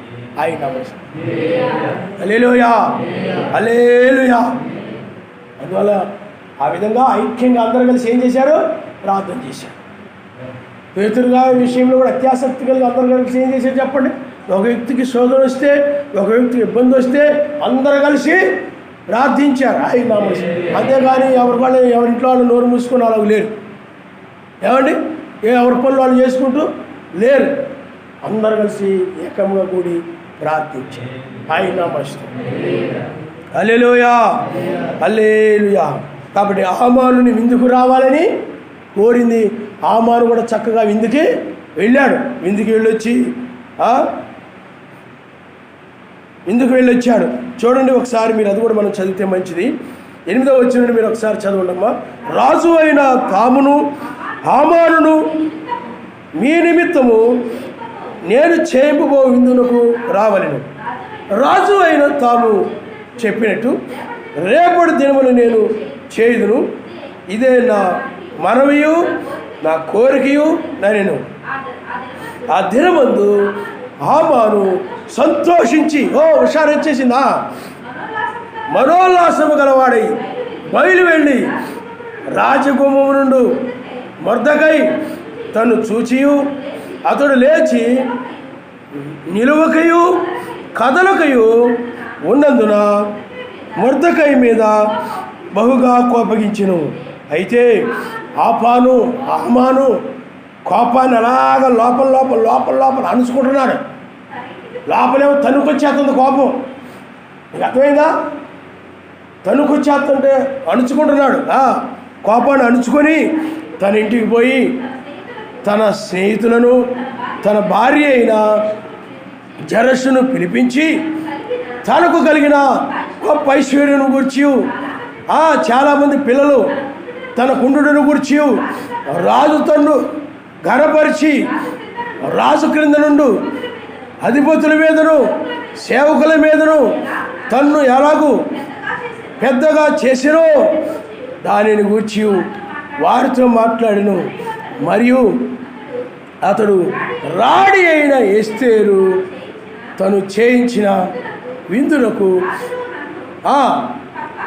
రాజును నన్ను తప్ప మరి ఎవరిని పిలిపించలేదు, రేపటి దినమున కూడా రాజుతో కలిసి విందుకు రమ్మని నాకు సెలవైనదని తెలియజేసెను. అయితే యూదుడైన మొర్దెకై రాజగుమ్మమున కూర్చుండుట నేను చూచినంత కాలము ఆ పదవి ఎంతటి వలన నాకు ప్రయోజనమేమీ లేదని అతడు చెప్పగా, అతని భార్య అయిన జరస్సును అతని స్నేహితులందరూ 50 మూరలు ఎత్తుగల ఒక ఉరికొయ్యి చేయించుము, దాని మీద మొర్దెకై ఉరితీయబడినట్లు రేపు నీవు రాజుతో మనవి చేయము, తరువాత నీవు సంతోషముగా రాజుతో కూడా విందుకు పోవుదు అని అతనితో చెప్పిరి. ఈ సంగతి హామానుకు యుక్తముగా కనబడినందున అతడు ఊరుకోయి ఒకటి చూడండి, భలే సలహా ఇచ్చారు. పనికిమాలినోడికి పనికిమాలిన స్నేహితులు ఉంటారు. అలాంటి వాళ్ళు ఏం చేస్తారు చెప్పండి? ఇతడు దేని బట్టి ఉప్పొంగిపోతున్నాడు, నన్ను ఎందుకు పిలిచారు? లోకంలో కూడా చాలామంది ఎవరైనా ఏదైనా లోక కార్యాలు కంటే పిలిచారు అనుకోండి, చాలా గొప్ప అయిపోతుంటారు. నన్ను అలా పిలిచారండి, ఆఫీసర్ గారు నన్ను ఇలా పిలిచారండి, వాళ్ళు నన్ను ఆ విధంగా పిలిచారండి. మీకు అర్థమైందా? అతను అనుకుంటున్నాడు, హామాను ఏమనుకుంటున్నాడండి, మొర్దెకైని గారు నేనేం చేయకపోతే నాకు పదవి ఉండి ఉపయోగం ఏంటి? పదవి ఉందంటే ఏం చేయాలి? ఆ పదవిని ఉపయోగించాలి, ఆ పవర్ ఉపయోగించాలి. కాబట్టి ఏం చేయాలి? ఆ మొర్దెకైని చంపాలి. స్నేహితులందరితో చెప్పినప్పుడు వాళ్ళు ఏమన్నారంటే, ఆడుకోవడం ఎందుకులేండి, మీదేదో మీరు చేసుకోండి అని అన్నారా? ఆ మొర్దెకై విషయం మీకు ఎందుకండి, మీ పని ఏదో మీరు చేసుకోండి, మొక్కితే ఎంత మొక్కకపోతే ఎంత, మీరు రాజు దగ్గర హెచ్చని స్థానంలో ఉన్నారు, చాలే అన్నారా? మంచి సలహా ఏమైనా ఇచ్చారా? వాళ్ళ భార్య కానీ అక్కడ స్నేహితులు కానీ మంచి సలహా ఇవ్వలేదు. ఇంకేం చేశారు చెప్పండి? పురిగి వెళ్ళిపోయారు. ఏంటి అలా కాదు, వాళ్ళ దృష్టిలో అది మంచి సలహా ఇచ్చామనుకుంటారు. మేధావులమి, బాగా తెలివైన వాళ్ళం మేము, హామానికి మంచి సలహా ఇచ్చాం మేము, చాలా తెలివైన వాళ్ళమి అనుకుంటుంటారు వాళ్ళు. ఆ విధంగా అనుకుని వాళ్ళు ఏం చేశారు చెప్పండి? ఉరికొయ్య ఒకటి తయారు చేయండి, 50 మూరలు ఉరికొయ్య, దాని మీద ఉడి తీసేసారనుకోండి, రాజుతోటి ముందుగా వెళ్ళి మీరు మాట్లాడే విషయం చెప్పేయండి, తర్వాత మీరు ఎందుకు వెళ్తురు అని పనికిమాలిన సలహా ఇచ్చారు. పనికిమాలిన వాళ్ళ దగ్గర సలహాలు తీసుకునేవాడు పనికిమాలినుడే. మొర్దెకైకిని హామానుకి తేడా ఉంది. హామాను జనుల దగ్గర సలహాలు తీసుకుంటున్నాడు, జనుల దగ్గర ఆలోచన చేస్తున్నాడు, ఏం చేస్తే బాగుంటుంది, ఎలా చేస్తే బాగుంటుందని. మొర్దెకై ఎక్కడ ఆలోచన చేస్తున్నాడండి? సర్వశక్తుని సన్నిధిలో ఆలోచన చేస్తున్నాడు. హల్లెలూయా, హల్లెలూయా. ఈ యొక్క హామాను అయినట్లయితే ఏ స్నేహితులారా, ఏంటి మనందరం కూడా ఎప్పుడు కలిసిమెలిసి తిరుగుతూ ఉంటాం, కలిసిమెలిసి షికారుగా అక్కడికి వెళ్ళిపోతూ ఉంటాం, ఆ విషయాలన్నీ కూడా చెప్పుకుంటూ ఉంటున్నాం మనం. మరి మన మంచి స్నేహితులమి ఏం చేద్దాం? మరి నాకు వస్తే మీ అందరికి వచ్చినట్టే కదా, మీకు నాకు నమస్కారం చేయకపోతే మీకు కూడా నమస్కారం చేయనట్టే కదా. మరి ఏంటి మరి? మనుషుల యొక్క సలహా, మనుషుల యొక్క సూచనలు. అలాగే తన భార్య దగ్గరికి వెళ్ళిపోయి, ఏం చేయమంటావే, పరిస్థితిలా వచ్చింది, మరి ఏం చేయమంటావే? ఆమె కూడా, ఎందుకంటే స్త్రీ యొక్క సలహా మీద ఆధారం. ఏదోనలో ఆదాము ఎలాగైతే అవ్వ మీద ఆధారపడ్డాడు, అవ్వ కూడా ఏం చేసింది చెప్పండి? దుష్ట సలహా ఇచ్చింది. తిన్న దినాన మనం దేవదూతల వల్ల ఉంటా సర్వశక్తిమంతుడు మనం చాలా మోసం చేశాడు, చాలా అన్యాయం చేశాడు ఆయన. ఆ ఫలాలు తింటే దేవదూతల వల్ల ఉంటా కానీ అది తినొద్దు, మీరు తింటే చచ్చిపోతారని చెప్పాడు ఆయన. సర్వశక్తిమంతుడు లేకపోతే మెస్సీ అబద్ధం చెప్పాడు, సర్పం నిజం చెప్పింది, తింటే మనం దేవదూతల వల్ల ఉంటామంట. తిన్నాక తెలిసింది. అలాగే ఇక్కడ కూడా ఆమె మీద ఆధారపడ్డాడు, ఆమె సలహా మీద ఆధారపడ్డాడు. ఈనాడు కూడా చాలామంది ఏం చేస్తుంటారండి, మొర్దెకై వెళ్ళి ఆయన మీద ఆధారపడి ప్రార్థించడం, కనిపెట్టడం, ఆయన ఏ ఆలోచన ఇస్తాడా, ఏం మాట్లాడతాడా, ఏమి చూయిస్తాడా, దాని ప్రకారం నేను నడవాలని అని కాకుండా దావీదు కూడా ఎక్కడికైనా యుద్ధానికి వెళ్ళేటప్పుడు కనిపెట్టేవాడు, ప్రార్థించేవాడు, ప్రవక్తలు సంప్రదించేవాడు. ఆ విధంగా వారు యుద్ధానికి వెళ్ళేవారు. సమూయేలుతో కూడా సర్వశక్తిమంతుడు మాట్లాడలేదు, ప్రవక్తల ద్వారా కూడా మాట్లాడలేదు. ఆ విధంగా వాళ్ళు తెలుసుకుని ఆ విధంగా వెళ్ళేవారు. కానీ హామానుకి ఆ జీవితంలో అది అలవాటు లేదు. ఆయన ఆలోచన మీద ఆధారపడడం లేదు. ఆయన చిత్తం ఏమైందో, ఆయన సంకల్పం ఏమైందో తెలుసుకొని ఆయన సంకల్పం ప్రకారం నడవడమో లేదు. మనుషుల యొక్క ఆలోచన ప్రకారము, తన కుటుంబంలోని వారి యొక్క ఆలోచన ప్రకారము, తన తెలిసిన వారు, తన పరిచయస్తులు, లేకపోతే తన నమ్మకమైన వారంటే తన భార్య, స్నేహితులు, అలాంటి వాళ్ళ యొక్క ఆలోచనలు తీసుకుని వాళ్ళు పనికి వాళ్ళు ఆలోచించారు. ఈనాడు కూడా క్రైస్తవ సంఘాలు కూడా ఆయన దగ్గర ఏమి కనిపెట్టడం లేదు. కానీ అన్ని సంఘాలను కూడా రోమన్ క్యాథలిక్ సంఘం కానీ, బాప్టిస్ట్ సంఘం కానీ, పెంతెకోస్తు సంఘాలు, ఈ సంఘాలన్నీ కూడా ఏకమైపోయి ఆనాడు మొర్దెకైని ఎలా నాశనం చేయడానికి నిర్ణయాలు తీసుకున్నారు. రేపు శ్రమకాలంలో కావచ్చు, ఇంతకు ముందైనా కావచ్చు, వీళ్ళందరూ కూడా ఏం చేస్తారంటే ఒకరికొకరు ఆలోచన చేసుకుంటారు. పోపు, అలాగే అధ్యక్షుడు కానీ, లేకపోతే రష్యా అధ్యక్షుడు కానీ, వీళ్ళు ఒకరికొకరు ఏం చేస్తారు చెప్పండి? ఒకరికొకరు ఏం చేస్తే బాగుంటుంది. మొర్దెకై ఇలాగ తయారైపోయాడు, మనం ఏం చేస్తే బాగుంటుంది. అలాగే యూదులు ఎలాగ తయారైపోయారు, క్రైస్తవులు ఎలాగ తయారైపోయారు, పాస్టర్ గారు ఎలాగ తయారైపోయారు, వాళ్ళు అలాగ తయారైపోయారు, మనం ఆ విశ్వాసం కూడా అలా తయారైపోయారు. ఏం చేస్తే బాగుంటుంది? ఆ సంఘం అలాగ ఉంది, మనం ఏం చేద్దాం అని మత్స్య సంఘంలో మీరు ఏం చేస్తున్నారు చెప్పండి? దురాలోచన చేసి ఒకరి సలహాలు ఒకరి ఆలోచన ఒకరు తీసుకుంటుంటారు. ఏమండి? అలా ఆలోచనలు తీసుకుంటూ ఉంటారు. ఏ సిస్టర్ ఏం చేద్దాం, ఏ అన్న ఏం చేద్దాం, మత్స్య సంఘంలో అలాగే పిలుచుకుంటారు. ఏ బ్రదరో ఏం చేద్దాం, ఒకరి ఆలోచన ఒకరు తీసుకొని ఆ యొక్క మొర్దెకైకి విరోధముగా, లేకపోతే యూదులు ఆ మొర్దెకైని ఆ యొక్క ఉరికొయ్య మీదకి ఎక్కించి చంపాలని ఒక దురాలోచన చేశారని. నువ్వు ఏ విషయంలోనైనా నువ్వు సంప్రదించవలసింది ఎవరు చెప్పండి? ఆయనే. వాళ్ళుండారులే వీళ్ళుండారులే అనుకొని వాళ్ళని వీళ్ళని నమ్ముకొని వాళ్ళ మీద నువ్వు ఆ విధంగా వాళ్ళు చెప్పిన దాని ప్రకారం వెళ్తుంటే ప్రమాదంలో పడిపోతావు. నువ్వు ఆయన బిడ్డవు కాదా, ఆయన కుమారుడు కాదా, నువ్వు ఆయన కుమార్తెవు కాదా, నీతో ఆయన మాట్లాడ్డా? మొర్దెకైతో మాట్లాడి నీతో కూడా మాట్లాడగలడు ఆయన.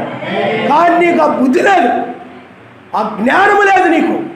అందుకని నీవు కూడా మా ఆయన వచ్చాక అడిగాక ఏదో చెప్తానండి, లేకపోతే మా యొక్క తోబుట్టు ఒక ఆయన ఉన్నాడు, ఆయన వచ్చి అప్పుడు దాన్ని బట్టండి ఎలాగ ఎవరొకరు సలహాలను బట్టి కాదు. మీకు అర్థమైన వాళ్ళు పరిశుద్ధాత్మ ఏమండి లేనివారు వాళ్ళు మత్స్యాక సంఘాలు. నువ్వు ఎవరిని అడగాలి, ఏదైనా కష్టం వచ్చినా మొర్దెకై వెళ్ళి ఆయన దగ్గరకు మోకరు వెళ్ళాలి. ఆయన వ్యక్తిగతంగా ఆయన దాని అనుభవం కలిగి ఉండాలి. ఈ కుటుంబంతో ఖర్చుకుపోయి ఉన్నాడు కాబట్టి, స్నేహితులు ఖర్చుకుపోయి ఉన్నాడు కాబట్టి, ఏ కష్టం వచ్చినా బాధ వచ్చినా ఏమొచ్చినా కానీ ఏం చేస్తున్నాడు చెప్పండి? ఏమండి వాళ్ళు ఏం చేస్తున్నారు? పనికి మాల సలహాలు ఇస్తున్నారు. వాళ్ళు నిజమైన క్రైస్తవులు అయితే ప్రార్థన చేద్దామండి, అందరం కలిసి కనిపెడదాం, ప్రార్థన చేద్దాం. ఏమండి అలాంటి ఉరికొయ్య నుండి అలాంటిది కీడుకరమైన కాకుండా మనం ప్రార్థన చేద్దాం, అలాగపోతే ఆ విధంగా వాక్యం కోసం నిలబడేలాగా చేద్దాం అని అంటారు నిజమైన క్రైస్తవులు. అర్థమైందా? ప్రార్థన చేస్తారు ఏకీపించి ఆయన. హల్లెలూయా. ఆ విధంగా చేశాడు ఆమాను? లేదు. జనులను సంప్రదించాడు. దుష్టక్రియని, దుష్టాలోచనని, ఆ ఉరికొయ్యని చెక్కించి 50 మూరలు ఎత్తులు నిలబెట్టాడు. దాన్ని దుష్టక్రియలు, దుష్టాలోచనలు, దుష్టులను సంప్రదించాడు. యావేను సంప్రదించలేదు, ఎలోహిముని సంప్రదించలేదు, అని సృష్టికర్తనే సంప్రదించలేదు. అందుకనే మొర్దెకై యొక్క జీవితం వేరుగా ఉంది, హామాను యొక్క జీవితము వేరుగా ఉంది. ఎస్తేరు ఏం చేద్దాం అనుకున్నారా? మొర్దెకై ఏం చేద్దాం అనుకున్నారా? హామాను ఏం చేస్తే బాగుంటుంది ఆలోచించు అన్నారా? లేదు. ప్రార్థన చేయండి, అది రాజు చేయగలడు, సర్వశక్తిమంతుడు చేయగలడు. అది ఆయన నా మనుషుతారు. హల్లెలూయా. నువ్వు నేనేమి చేయలేము, ఆయన మాత్రమే దాన్ని చేయగలడు. ఆయన నా మనుషుతారు. హల్లెలూయా. ఓ మంచి పనికి మాలినటువంటి సలహా ఇచ్చారు, ఇది మంచిగా కనబడతా ఉంది. అందుకని మనుషుల యొక్క సలహాల మీద కాదు, ఆయన దగ్గర కనిపెడతా ఉంటే ఆయన నీతో మాట్లాడతాడు. ఎస్తేరుకు ద్వారం తెరిచింది, మొర్దెకైకి యూదులకు ద్వారం తెరిచాడు ఆయన. మీకు అర్థమైందా? అలాగే ప్రార్థన ద్వారా ఆయన ఏం చేస్తాడు చెప్పండి? ద్వారము తెరుస్తాడు. ఆయన నామస్తుడు. హల్లెలూయా, హల్లెలూయా. ఆ తర్వాత 6వ అధ్యాయం నుండి మనం చదువుకుందాం. ఆ రాత్రి నిద్రపట్టకపోయినందున రాజ్యపు సమాచార గ్రంథము తెమ్మని రాజు ఆజ్ఞగా అది రాజు ఎదుట చదివి వినపబడెను. ద్వారపాలకులైన బిక్తాను, తెరస్సు అను రాజు యొక్క 2 నపుంసకులు రాజైన అహష్వేరోషునకు చంప యత్నించిన సంగతి మొర్దెకైకు తెలిసినట్టు అందులో వ్రాయబడి ఉండెను. రాజు ఆ సంగతి విని ఇందు నిమిత్తము మొర్దెకైకి బహుమతి ఏదైనను ఘనత ఏదైనను చేయబడినా అని అడుగుగా రాజు సేవకులు అతనికి ఏమీ చేయబడలేదని ప్రత్యుత్తరం ఇచ్చిరి. అప్పుడు ఆవరణములో ఎవరో ఉన్నారని రాజు చెప్పెను. అప్పటికి హామాను తాను చేయించిన ఉరికొయ్య మీద మొర్దెకైని ఉరిదీయింప సెలవిమ్మని రాజుతో మనవి చేయుటకై రాజు నగరు యొక్క ఆవరణములకు లోపలికి వచ్చిండెను. రాజసేవకులు ఏలినవాడా చిత్తగించుము, హామాను ఆవరణములో నిలిచి ఉన్నాడని రాజుతో చెప్పగా రాజు అతన్ని రానీయుడని సెలవిచ్చినందున హామాను లోపలికి వచ్చెను.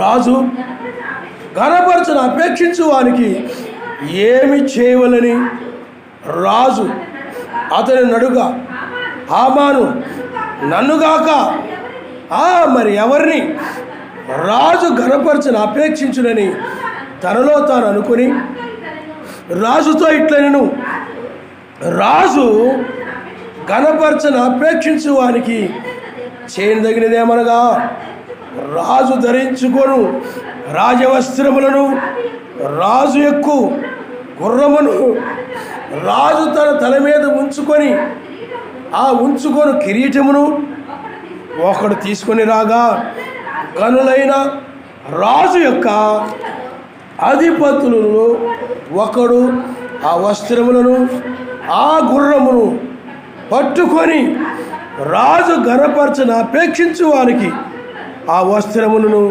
ధరింపజేసి ఆ గుర్రము మీద అతన్ని ఎక్కించి రాజవీధిలో అతను నడిపించుచు రాజు ఘనపరచను అపేక్షించు వారికి ఈ ప్రకారముగా చేయుటకునని అతని ముందర చాటింపవలెను. అందుకు రాజు నీవు చెప్పిన ప్రకారమే శీఘ్రముగా ఆ వస్త్రమును ఆ గుర్రమును తీసుకొని రాజు గుమ్మమునొద్ద కూర్చుని ఉన్న యూదుడైన మొర్దెకైకి అలాగుననే చేయు. నీవు చెప్పిన దానిలో ఒకటియు విడవక అంతయు చేయమని హామానుకు ఆజ్ఞ ఇచ్చిన ఆయన హల్లెలూయా.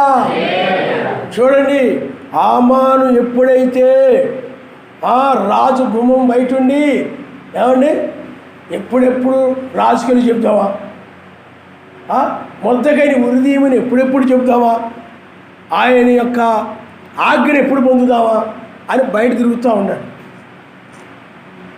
పరిశుద్ధాత్మ రాజుగారిని నిద్రపోనట్లేదు, ఆయన నమ్మరిస్తుంది. హల్లెలూయా. ప్రార్థనలో ఉన్న శక్తి అది.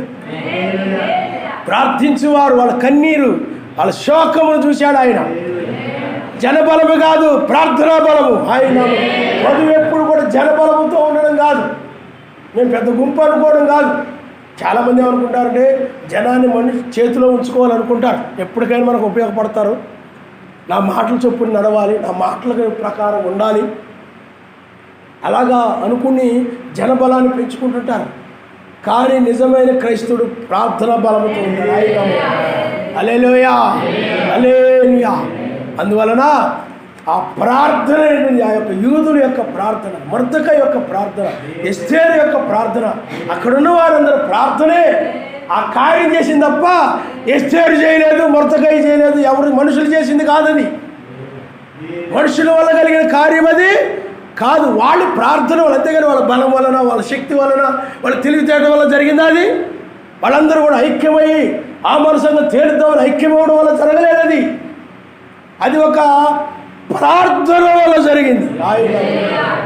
ఎస్తేరు జీవితంలో, ఎస్తేరు గ్రంథంలో మనం నేర్చుకోవాల్సింది ఏంటంటే, ప్రార్థిస్తే, వాక్యం కోసం నిలబడి సత్క్రియలు కలిగి ఉండి ప్రార్థిస్తే ఆయనకు అసాధ్యమైంది ఏమీ లేదని తెలియజేస్తుంది ఆయన. హల్లెలూయా. వాళ్ళని వరకు ఉపయోగించుకున్నాడు అంతే. కానీ అక్కడ జరిగింది ఏమిటి చెప్పండి? దేని ద్వారా జరిగింది చెప్పండి? ప్రార్థన ద్వారా జరిగింది. ప్రార్థన ద్వారా జరిగింది. కాబట్టి ఇక్కడ మొర్దెకై కానీ ఎస్తేరు కానీ యూదులు కానీ ప్రార్థించారు. ఆ ప్రార్థనను బట్టి సర్వశక్తిమంతుడు ఏం చేశాడు చెప్పండి? ఓ సృష్టికర్త, సర్వమును సృష్టించినవాడు, ఆ యూదులను సృష్టించినవాడు, నిన్ను నన్ను సృష్టించినవాడు, మన కన్నులు ఇచ్చినవాడు, ఈ నాకు ప్రాణం ఇచ్చి మనం ఈ విధంగా ఆయన ఆరాధించుటకు కృప చూపిన ఆ సర్వోన్నతుడు, ఆ మహోన్నతుడైనటువంటి వాడు, రాజులకు రాజు, మన సృష్టికర్త అయినటువంటి వాడు, ఆయనకు అసాధ్యమైనది ఏమీ లేదు. రాజుని నిద్రపోని ఉండలేదు. ఆయన పరిశుద్ధాత్మ నిద్రపట్టడం వల్ల పరిశుద్ధాత్మ ఏం చేస్తుందంటే అతన్ని ఎవరు చెప్పలేదు. ఆయనకి ఎవరైనా చెప్పారా? రాజుగారు ఒకసారి ఆ రాజ్యపు సమాచార గ్రంథం ఉంది కదా, ఒకసారి తిరిగి చూడండి అని ఎవరైనా చెప్పారా? ఎవరు చెప్పరా? ఎవరు చేశారా కార్యము? పరిశుద్ధాత్మ. ఆయన నిద్ర పట్టకపోయేటప్పటికీ ఏదో మనసు ప్రేరేపించబడింది. ఆ రాజ్య సమాచార గ్రంథం తిండి ఒకసారి ఏదో చూడాలి. అసలు ఏదో నాకు నిద్ర పట్టడం లేదు, ఏదో పొరపాటు చేశాను అనిపిస్తూ ఉంది. నేను ఎవరో నాకు ఏదో మేలు చేస్తే వాళ్ళకి తగిన సత్కార్యము, లేకపోతే వాళ్ళని ఏదో గణపరచడం, ఏదో నేను ఏదో చేయనట్టుగా కనపడితే బహుమానం ఇవ్వనట్టుగా నాకు అనిపిస్తూ ఉంది. అంటే పరిశుద్ధాత్మే తిరిగి మన జ్ఞాపకానికి తీసుకొచ్చి తవ్వుతూ ఉన్నాడు హృదయంలో. ఆయన అనిపిస్తూ ఉంది, నేను ఎవరికి మేలు చేసిన వారికి బహుమానం ఇచ్చానా లేదా, ప్రతిఫలాన్ని ఇచ్చానా లేదా, నిద్ర పట్టడం లేదు. అప్పుడు అతను ఆ రాజ్య సమాచార గ్రంథాన్ని తీసుకురామని చెప్పినప్పుడు, ఆ గ్రంథాన్ని చూసినప్పుడు పిల్లరా, ఆ మొర్దెకై ద్వారా ఆ రాజు యొక్క ప్రాణము కాపాడబడింది. అంటే అక్కడ చంపాలనుకున్న వ్యక్తుల విషయాన్ని తెలియజేయబడింది. అది రాజ్య సమాచార గ్రంథంలో రాయబడింది, కానీ ఏ బహుమానం ఇచ్చినట్టు లేదు అక్కడ. అప్పుడు వెంటనే ఆ యొక్క పరిశుద్ధాత్మను తొందర పెట్టేసి, చూడండి ఎప్పుడు అవసరమో అప్పుడు ఆ క్షణాల మీద ఆయన చేయగలడు. ఆయన మొర్దెకై తొందరపడ్డాడు. మీకు అర్థమవుతుందా?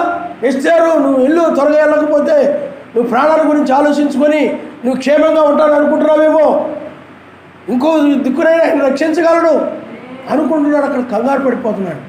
కానీ మనం కంగారు పడుతున్నాం చాలా సందర్భాల్లో, చాలా సమయాలు. ఏంటి నేను ప్రార్థన చేస్తున్నాను కానీ నాకు ఏం అవ్వట్లేదేంటి, ఉపవాసాలు ఉండి లేకపోతే కన్నీరుతో నేను ప్రార్థన చేస్తున్నాను కానీ నేను అడిగింది ఏం పొందుకోవట్లేదేంటి, నాకేం ప్రతిఫలం జరగట్లేదేంటి అనుకుంటూ ఉంటారు. కంగారు పడిపోతుంటారు ఎక్కువ.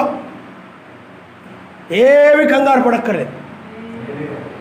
తగిన సమయంలో ఇచ్చిస్తాడు ఆయన. తగిన సమయం వచ్చింది.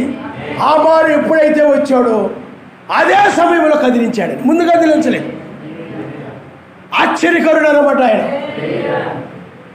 ఏ హామాను అయితే ఉరిదీయమని చెప్పడానికి వచ్చాడు, అదే హామానుని పిలిపించి ఉరిదీయాల్సినటువంటి, తన చేతుల మీదుగా తన మాటల ద్వారా ఉరిదీయాల్సినటువంటి ఆ మొర్దెకైని ఏమండి రాజవస్త్రాల ద్వారా సత్కరించేలాగా చేశాడు ఆయన.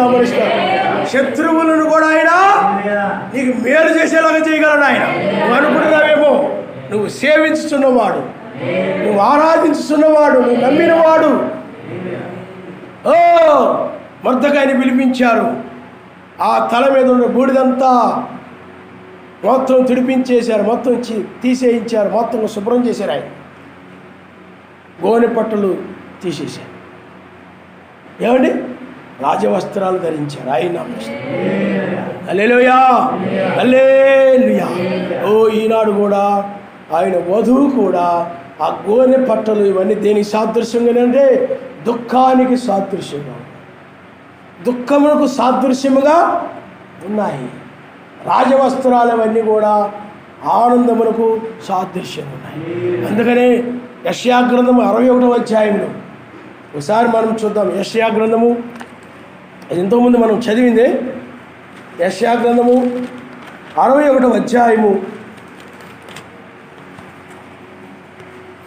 యెషయా గ్రంథము 61వ అధ్యాయము మొదటి నుండి యావే ఆత్మ నా మీదకు వచ్చి ఉన్నది, దీనులకు సువర్తమానం ప్రకటించుటకు యావే నన్ను అభిషేకించును, నలిగిన హృదయం గల వారిని దృఢపరచుటకును, చెరలోనున్న వారికి విడుదలను, బంధింపబడిన వారికి విముక్తిని ప్రకటించుటకును యావే సంవత్సరమును. అది ఇంతవరకు మొదటి రాకడ సంబంధించింది. అంటే యెషయా గ్రంథం 61వ అధ్యాయంలో మొదటి రాకడ, రెండవ రాకడ ఉన్నాయి. ఆ మొదటి రాకడ సంవత్సరం వరకు.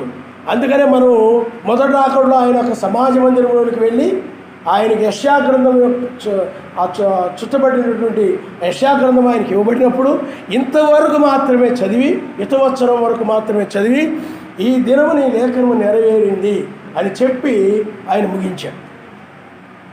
ఈ తర్వాత ఉన్నది ఏంటంటే,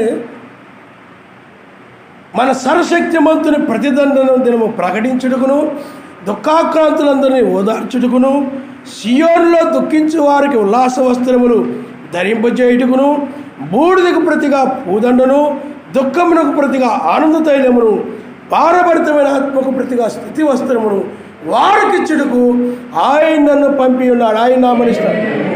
హల్లెలూయా. ఆ యొక్క మొర్దెకై ఎలా ఉన్నాడో, ఒక విడుదల కొరకు, విమోచన కొరకు ఆ యొక్క గోనె పట్ట కట్టుకొని బూడిదలో కూర్చొని బూడిద చల్లుకుంటూ ఏడుస్తూ ఉన్నాడు విడుదల కొరకు. ఆయన వధువు కూడా ఈ లౌదీయ సంఘ కాలంలో విమోచన కొరకు మూలుగుతూ ఉంది, దుఃఖిస్తూ ఉంది. ఆ దుఃఖం అనేటువంటిది, ఆ దుఃఖ వస్త్రాలు అనేది గోనె పట్టకు సాదృశ్యంగా ఉన్నాయి. నువ్వు దుఃఖిస్తున్నావనంటే గోనె పట్టు ధరించుకున్నావు అని అర్థం. గోనె పట్టలు ధరించుకోమని కాదు, బైబిల్ అలా రాయబడి ఉంది కదా అని చాలామంది గోనె పట్టలు ధరించుకుని ఏడ్చేవాళ్ళు ఉన్నారు మత్స్య సంఘాలు చాలామంది. కానీ ఆత్మ సంబంధంగా దాని భావం ఏమిటండి? దుఃఖించడమే. నువ్వు కూడా ఆయన ఈ దేహం నుండి విడుదల కొరకు, ఈ లోకం మీదకు ఉగ్రత రాబోతూ ఉంది కాబట్టి దాని నుండి విడిపించమని నీవు కూడా మొరపెడుతూ ఉన్నావు మొర్దెకైని. అప్పుడు ఆ మొర్దెకైకి ఆ దుఃఖ వస్త్రాలు తీసివేసి, ఇక్కడ రాయబడి చూడండి, దుఃఖించు వారికి ఉల్లాస వస్త్రములు. ఏమండి? ఆ దుఃఖించు వస్త్రాలు తీసివేసి ఉల్లాస వస్త్రాలు ఇచ్చాడు. వస్త్రాలు ఇచ్చాడంటే మీరు వేరే వస్త్రాలు తీసేసినట్లే కదా అర్థం. మరి దుఃఖ వస్త్రాలు తీసివేసి ఉల్లాస వస్త్రాలు ఇచ్చాడు. మరి మొర్దెకై ఏమైపోయాడు చెప్పండి? రాజు యొక్క వస్త్రాలు ధరించగానే, బాబోయ్ ఇప్పటి వరకు మనల్ని ఈ యూదులందరూ చచ్చిపోతారు, చనిపోబడతావు, ఇంకెవరూ ఉండవాను అని దుఃఖించావు. కానీ రాజుగారే పిలిచి ఈ వస్త్రాలు ఇవన్నీ ధరింపజేస్తున్నాడనంటే, హామానును దగ్గరుండి పెట్టి ఇవన్నీ జరిగిస్తున్నాడనంటే ఇంకా అతనికి ఏమొచ్చింది చెప్పండి? ప్రతిదండన అంటే భూమి మీదకి ప్రతిదండన రాబోతూ ఉంది కాబట్టి దానికి ముందుగా మనం ఇప్పుడు అంటే ప్రతిదండన అంటే శ్రమకాలం. కీడుకు ప్రతికీడు చేయడమే కీడుకు ప్రతికీడు చేయడం అన్నమాట. అంటే వారు క్రైస్తవులను ఎలాగైతే నిజమైన క్రైస్తవుని హింసించారో, బాధ పెట్టారో, వాళ్ళు ఏం చేశారంటే సమస్తం ఆయన చిత్తానికి అప్పగించుకున్నారు. పగ తీర్చడం నా పని, అది మీ పని కాదు, మీరు మేలు చేసి కీడుని జయించమని చెప్పాడు కాబట్టి అందుకని క్రైస్తవులు కీడు చేయకుండా, పగ తీర్చుకోకుండా ఉండిపోయారు. ఇప్పుడు పగ తీర్చుకునేటువంటి సమయం శ్రమకాలం అంటారు. అదే ప్రతిదండన దినం అంటారు, ప్రతిదండన అంటారు. ఇప్పుడు మనం ప్రతిదండన దినంలో ఉన్నాం. మనం ఇప్పుడు ఆయన ఏం చేస్తున్నాడు? ఇప్పుడు వచ్చాడు కాబట్టి, వేకుజామును వచ్చాడు కాబట్టి ఇప్పుడు మన దగ్గరకు వచ్చి ఆయన ఏం చేస్తున్నాడంటే దుఃఖ వస్త్రాలు తీసివేసి, మీకు అర్థమవుతుందండి? దుఃఖ శరీరాన్ని తీసివేసి ఉల్లాసమైన వస్త్రాన్ని ఆయన ధరింపజేస్తున్నాడు. ఆయన నామనిస్తాను. ఇప్పుడు మనం ఆయన రాకడలో ఉన్నందుకు ఉల్లాసం ఉండదా లేదా? మరి ఇప్పటి వరకు నువ్వు ఆయన కోసమే ఏడ్చావు, ఆ భర్త కోసం నువ్వు ఏడ్చావు, కనిపెట్టావు, ప్రార్థించావు. అందుకనే చూడండి, బూడిదకు ప్రతిగా పూదండను అంటున్నాడు. బూడిద. మరి అక్కడ మొర్దెకై ఆ యొక్క యూదులు వాళ్ళందరూ బూడిద పైన పోసుకుంటూ ఆ గోనె పట్ట కట్టుకొని ఏడ్చేసారు. వాళ్ళందరూ కూడా దుఃఖించారు, మహాశోకంతో కేకలేశారు విడుదల కొరకై, హామాను నుండి మమ్మల్ని విడిపించమని అలాగే మొరపెట్టారు వాళ్ళు. నువ్వు కూడా దేహం యొక్క విమోచన కొరకు నువ్వు మూలిగావు, మొరపెట్టావు. నువ్వు సృష్టి యావత్తు కూడా అదేవిధంగా మూలుగుతూ ఉందని వాక్యం చెప్తా ఉంది.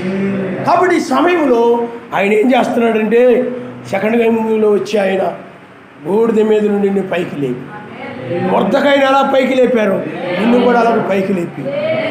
ఇప్పుడు ఆయన ఏం చేస్తాడంటే పూదండ ఆయన నామనిస్తాడు. హల్లెలూయా. ఎవరైనా సన్మానించేటప్పుడు ఏం చేస్తాడు చెప్పండి? ఎవరైనా వస్తున్నారు అనుకోండి, ఇప్పుడు బ్రహ్నాం గారు అమెరికా నుండి ఇండియా వచ్చినప్పుడు ఎదురు వెళ్ళి ఆయన మెడలో పూలదండ లాంటి తీశాడు.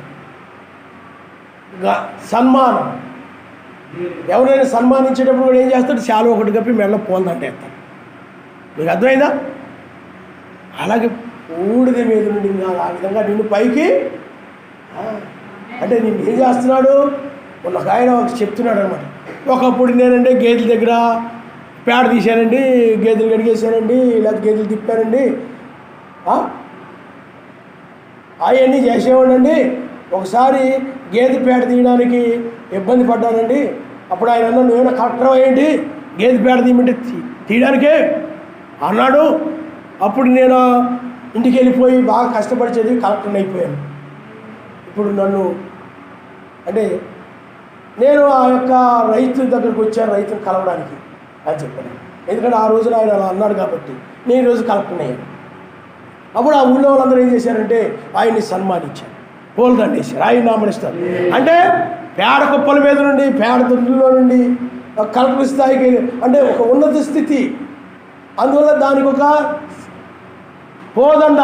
అలాగే నీవు కూడా ఒక ధూళిలో ఉన్నటువంటి, దుఃఖములో ఉన్నటువంటి, ఏడుపులో ఉన్నట్టు, ముక్కుతూ మూలుగుతున్నట్టు నిన్ను పైకి లేపి, దావీదుని ఎలాగ పైకి లేపాడు అలాగే నిన్ను పైకి లేపాడు. ఆ పైకి లేపడమే ఈ యొక్క పూదండని సూచిస్తూ ఉంది. ఆయన బూడిదలో నిన్ను బయటికి తీసుకురావడం. మీకు అర్థమైందా? అలాంటి ఉన్నత స్థితి ఆయన నామనిస్తాడు. హల్లెలూయా. మొర్దెకై ఆ విధంగా పొందుకున్నాడు. ఆ తర్వాత చూడండి, దుఃఖమును ప్రతిగా ఆనంద తైలమును. ఏమండి? దుఃఖమును ప్రతిగా ఆనంద తైలము. ఓ దుఃఖము ప్రతిగా నువ్వు దుఃఖించావు, అందుకని మొర్దెకైకి దుఃఖమును ప్రతిగా ఆనంద తైలము. ఆనంద తైలమనగా ఆత్మ, తైలమనగా ఆత్మ, ఆనందాన్ని ఇచ్చే ఆత్మ. అర్థమైందా? ఆ మొర్దెకైకి తైలం ఉంటుంది, మంచి సువాసన వెదజల్లే తైలాలు ఉంటాయి, సుగంధ తైలం అని అంటుంటారు. ఆ తైలం వల్ల ఏమవుతుంది చెప్పండి? ఆనందం వేస్తా. మంచి సువాసనకి ఏమవుతుంది చెప్పండి? ఆనందం వేస్తుంది. మంచి సువాసన ఇస్తే, ఏ మంచి సువాసన వచ్చే ఫ్లవర్ కనపడింది అనుకోండి, అది పీల్చుకొని అబ్బా ఎంత బాగుందో అంటుంటారు చాలామంది. ఏమండి? అదే కుళ్ళిపోయిన పువ్వు ఉందనుకోండి, అప్పుడు చెండాలు కమ్ము కొడుతుందంట. ఎందుకని? సువాసన ఏం చేస్తుంది? నీకు ఆనందాన్ని ఇస్తుంది. అందుకని మీరు ఎక్కడైనా పెళ్ళిళ్ళ కాటికి వెళ్ళినప్పుడు మంచి సువాసన వచ్చే విధంగా చల్లుతూ ఉంటారు తైలాన్ని నీ మీద. లోపలికి వస్తూ ఉన్నారనుకోండి, వచ్చేవాళ్ళందరి మీద కూడా చల్లుతూ ఉంటారు తైలం. అలాగే ఇక్కడ కూడా ఆ మొర్దెకైకి ఆనంద తైలమును చల్లాడు, మంచి సువాసన వచ్చేలాగా. ఏమండి?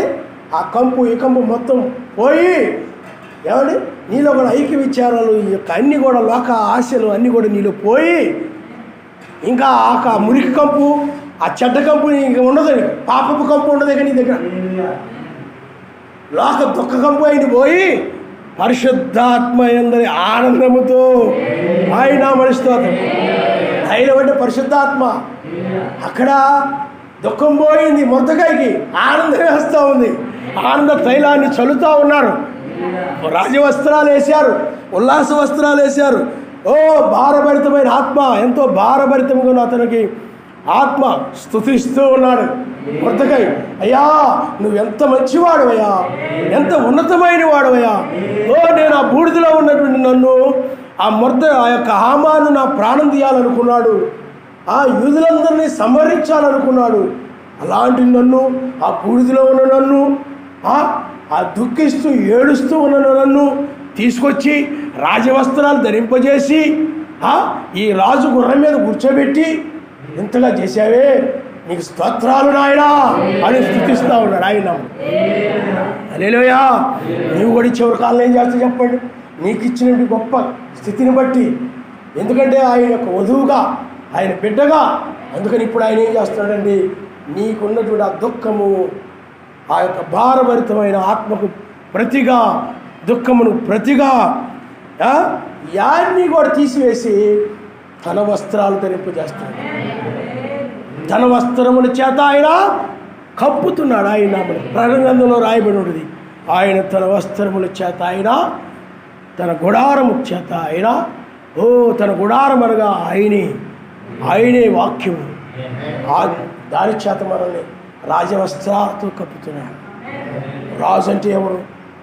ఆనందముతో ఉంటాడు, ఉల్లాసముతో ఉంటాడు, పూదండను కలిగి ఉంటాడు. ఏమండి? ఆ యొక్క స్తుతి వస్త్రమును కలిగి ఉంటాడు. అలాంటి వస్త్రాలని కూడా ఈనాడు వదిలిపించాడు. అందుకని పెళ్లి విందుకి ఏ విధంగా ఆహ్వానించబడుతుంది చెప్పండి? ఏ విధంగా తీసుకెళ్తున్నాడు చెప్పండి? నిన్ను మధ్యాకాశానికి దుఃఖమైనటువంటి, మరణకరమైనటువంటి, వేదనకరమైన శరీరాన్ని తీసేసి, దుఃఖము, భారభరితమైనటువంటిది, బూడిద అని తీసేసి, ఇప్పుడు పెళ్లి విందుకి ఎలా తీసుకెళ్ళిపోతున్నాడంటే మంచి పూదండేసి, తను ఎలాంటి వస్త్రాలు కలిగి ఉన్నాడు అలాంటి వస్త్రాలు వేసి, ఆనంద తైలమును నీ మీద చల్లుతూ, ఏమండి స్తుతి వస్త్రముతో నిన్ను పెళ్లి విందుకు తీసుకెళ్ళిపోతున్నాడు ఆయన. హల్లెలూయా, హల్లెలూయా. ఎంత గొప్ప ధన్యతో నువ్వు ఆలోచించేయాలి. ఎందుకు వచ్చింది ఇది? అతడు సత్క్రియలే కాకుండా, మంచి క్రియలే కాకుండా ప్రార్థనాపరుడు అతడు, ప్రార్థించేవాడు అతడు. చాలామంది సత్క్రియలు ఉంటే ప్రార్థన ఉండదు, ప్రార్థన ఉంటే సత్క్రియలు ఉండవు, రెండూ ఉండాలి. ఆయన నా మనసు నేను సత్క్రియలన్నీ చేస్తున్నాను కదా, పరలోకం వెళ్ళిపోతాను అనుకుంటారు చాలామంది. మీకు అర్థమైందా? ప్రార్థన కూడా ఒక సత్క్రియే, మంచి క్రియే. ప్రార్థన కూడా ఒక మంచి క్రియే. అందుచేత ఎందుకంటే మంచి పనులు చేసేవాళ్ళు చాలామంది ఉన్నారు లోకంలో కూడా, కానీ వాళ్ళ జీవితంలో ప్రార్థన ఉండదు. కానీ నీ జీవితంలో ఏంటంటే నువ్వు మంచి క్రియలు కలిగి ఉండడమే కాకుండా ప్రార్థన కూడా కలిగి ఉంటావు. ఆయన నా మనసు. మిగతా వాళ్ళ జీవితాల్లో అది ఉండదు, లోకస్తుల జీవితాల్లో అది ఉండదు. లోకస్తుల్లో కూడా మంచివాళ్ళు ఉన్నారు, రక్షా సంఘాల్లో కూడా మంచివాళ్ళు ఉన్నారు, సత్యంలో లేరు. ఏమండి? ప్రార్థనలో సరైన ప్రార్థన ఉండదు. ఎందుకంటే మన నిజమైన దాన్ని నమ్మి ప్రార్థించేటప్పుడు ఆ ప్రార్థన దగ్గరికి వెళ్తుంది తప్ప, దుర్బోధనలు నమ్మి ప్రార్థన చేస్తే వెళ్తాం ప్రార్థన. ఎందుకంటే పరిశుద్ధాత్మతో కూడిన ప్రార్థన కావాలి. నువ్వు నామూల బాప్తిజం పొంది పరిశుద్ధాత్మను పొందినప్పుడు ఆ పరిశుద్ధాత్మ ద్వారా చేసేది ఏదైనా గుర్తించబడదని చెప్పాడు బ్రదర్ గారు. ఆయన హల్లెలూయా, హల్లెలూయా. కాబట్టి ఇప్పుడు ఆయన వధువు మొర్దెకై వలె రాజవస్త్రాలతోటి చక్కగా ఇప్పుడు దుఃఖం అంతా తీసేస్తున్నాడు. ఇక మూలగడం ఏమీ లేదు, తీసేసి ఆనందంగా నువ్వు ఆనంద తైలంతో ఆయన్ని ఎదుర్కోబోతున్నావు, మధ్యాకాశంలో కలుసుకోబోతున్నావు.